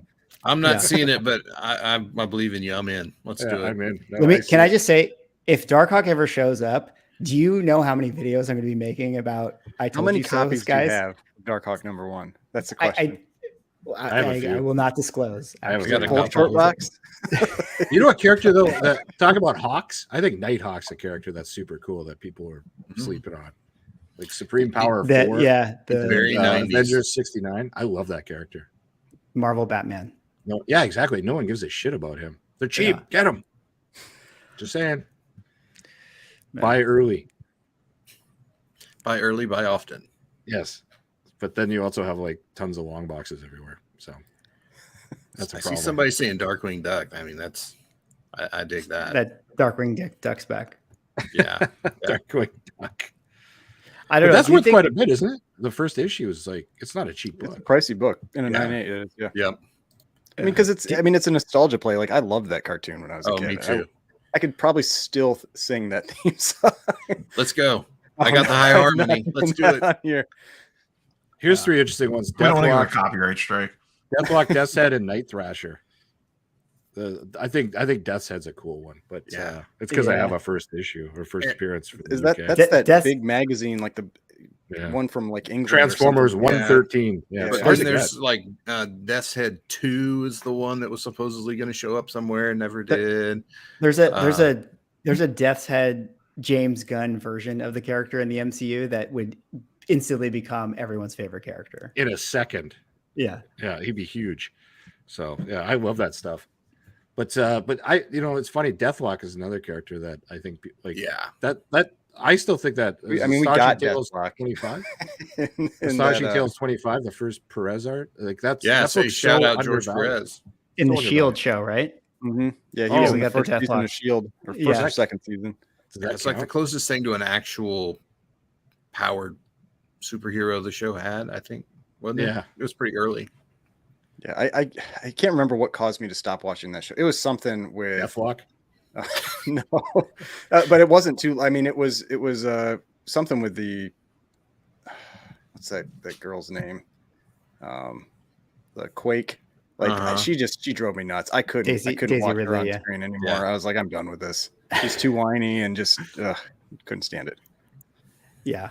So you Agents invested of S.H.I.E.L.D. heavily in her first appearance, I'm sure. Hmm? You invested heavily into Oh her yeah, first yeah, appearance. definitely. Yeah. Yeah. Which is It's a hard cool- to get in a cool, 9.8. cool cover though, with the It is. Wolverine. It is. Mhm. Yeah, Do you guys think Beta Ray Bill will show up? I hope so. I mean, Mjolnir's back, so we got to have somebody swing that big ass axe. True. Yeah. I don't know. I feel like I've just the big surprise character. Well, I guess no, that's not true. We got it. Didn't in he Doctor technically Strange. already show up in Loki? Wasn't he in the dirt? Well, he was a statue. statue on on- the building. Yeah, Or in three. Ragnarok. But I thought there was a Beta Ray reference in the dirt when they panned down. really, That was a Throg, I remember. who I'm Oh, I'm yeah, saying that this was right another now one. will be the Grogu of the MCU in a year. I think Throg's going to be a big deal. I really do. Yeah, he could be. Yeah. I would throw it. You have a bunch of those in a 9.8, don't you? I do, but don't tell anyone. I would throw out Lockheed as also being a That's a good a- choice. That's a Yeah. hard 9.8 to Gro- get. Yeah, That's a hard Grogu one. character. Like first Lockheed. Mm-hmm. I've You never never gotten a 9.8 on that book. It's killing me. You know. Wow. All right. Well, we've been kind of going for quite some time here. Not I feel like I bad. need to go get some food, maybe wrap it up.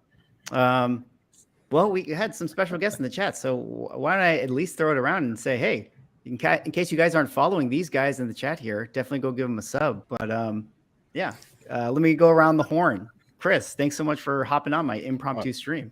Absolute pleasure. Yeah.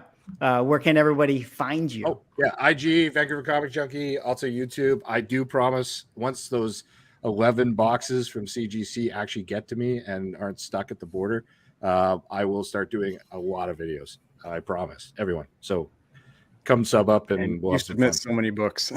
Yeah, I have like 500 books sitting at the border, and Yeah. yeah, they won't get across because it's flooded. And you got 400 more on you're sending? And I still Dang. have about 200 there right now. Good Lord. No wonder nobody else can get anything graded. Yeah. I just went crazy this year. I'd rather have them in slabs. Yeah. Cool. Rob? Neo Cards and Comics, pretty much across all social channels, Twitter, IG, YouTube, all 9 yards. Mostly sports card content with a mix of comic books and Marvel cards. Nice. Ryan? Yeah, Automatic Comics, Instagram, YouTube. Put out 2 to 3 videos per week. I'm always posting stuff on Instagram, so come check out the channel. Yeah. And Drew? Como Comic Books on YouTube. I got my IG handle there. It's got periods. I'm not very good at thinking ahead and just making it all the same like these guys. So comic book content, sometimes it's barbecue, sometimes it's just stupid shit I find in the world. You never know what you're going to get, but mostly comics. Yeah. All right. Well, thank you guys all so much. Thanks to everyone in the chat. This was a little fun impromptu hangout. So hope you guys all have a great Saturday, and we'll see you next time.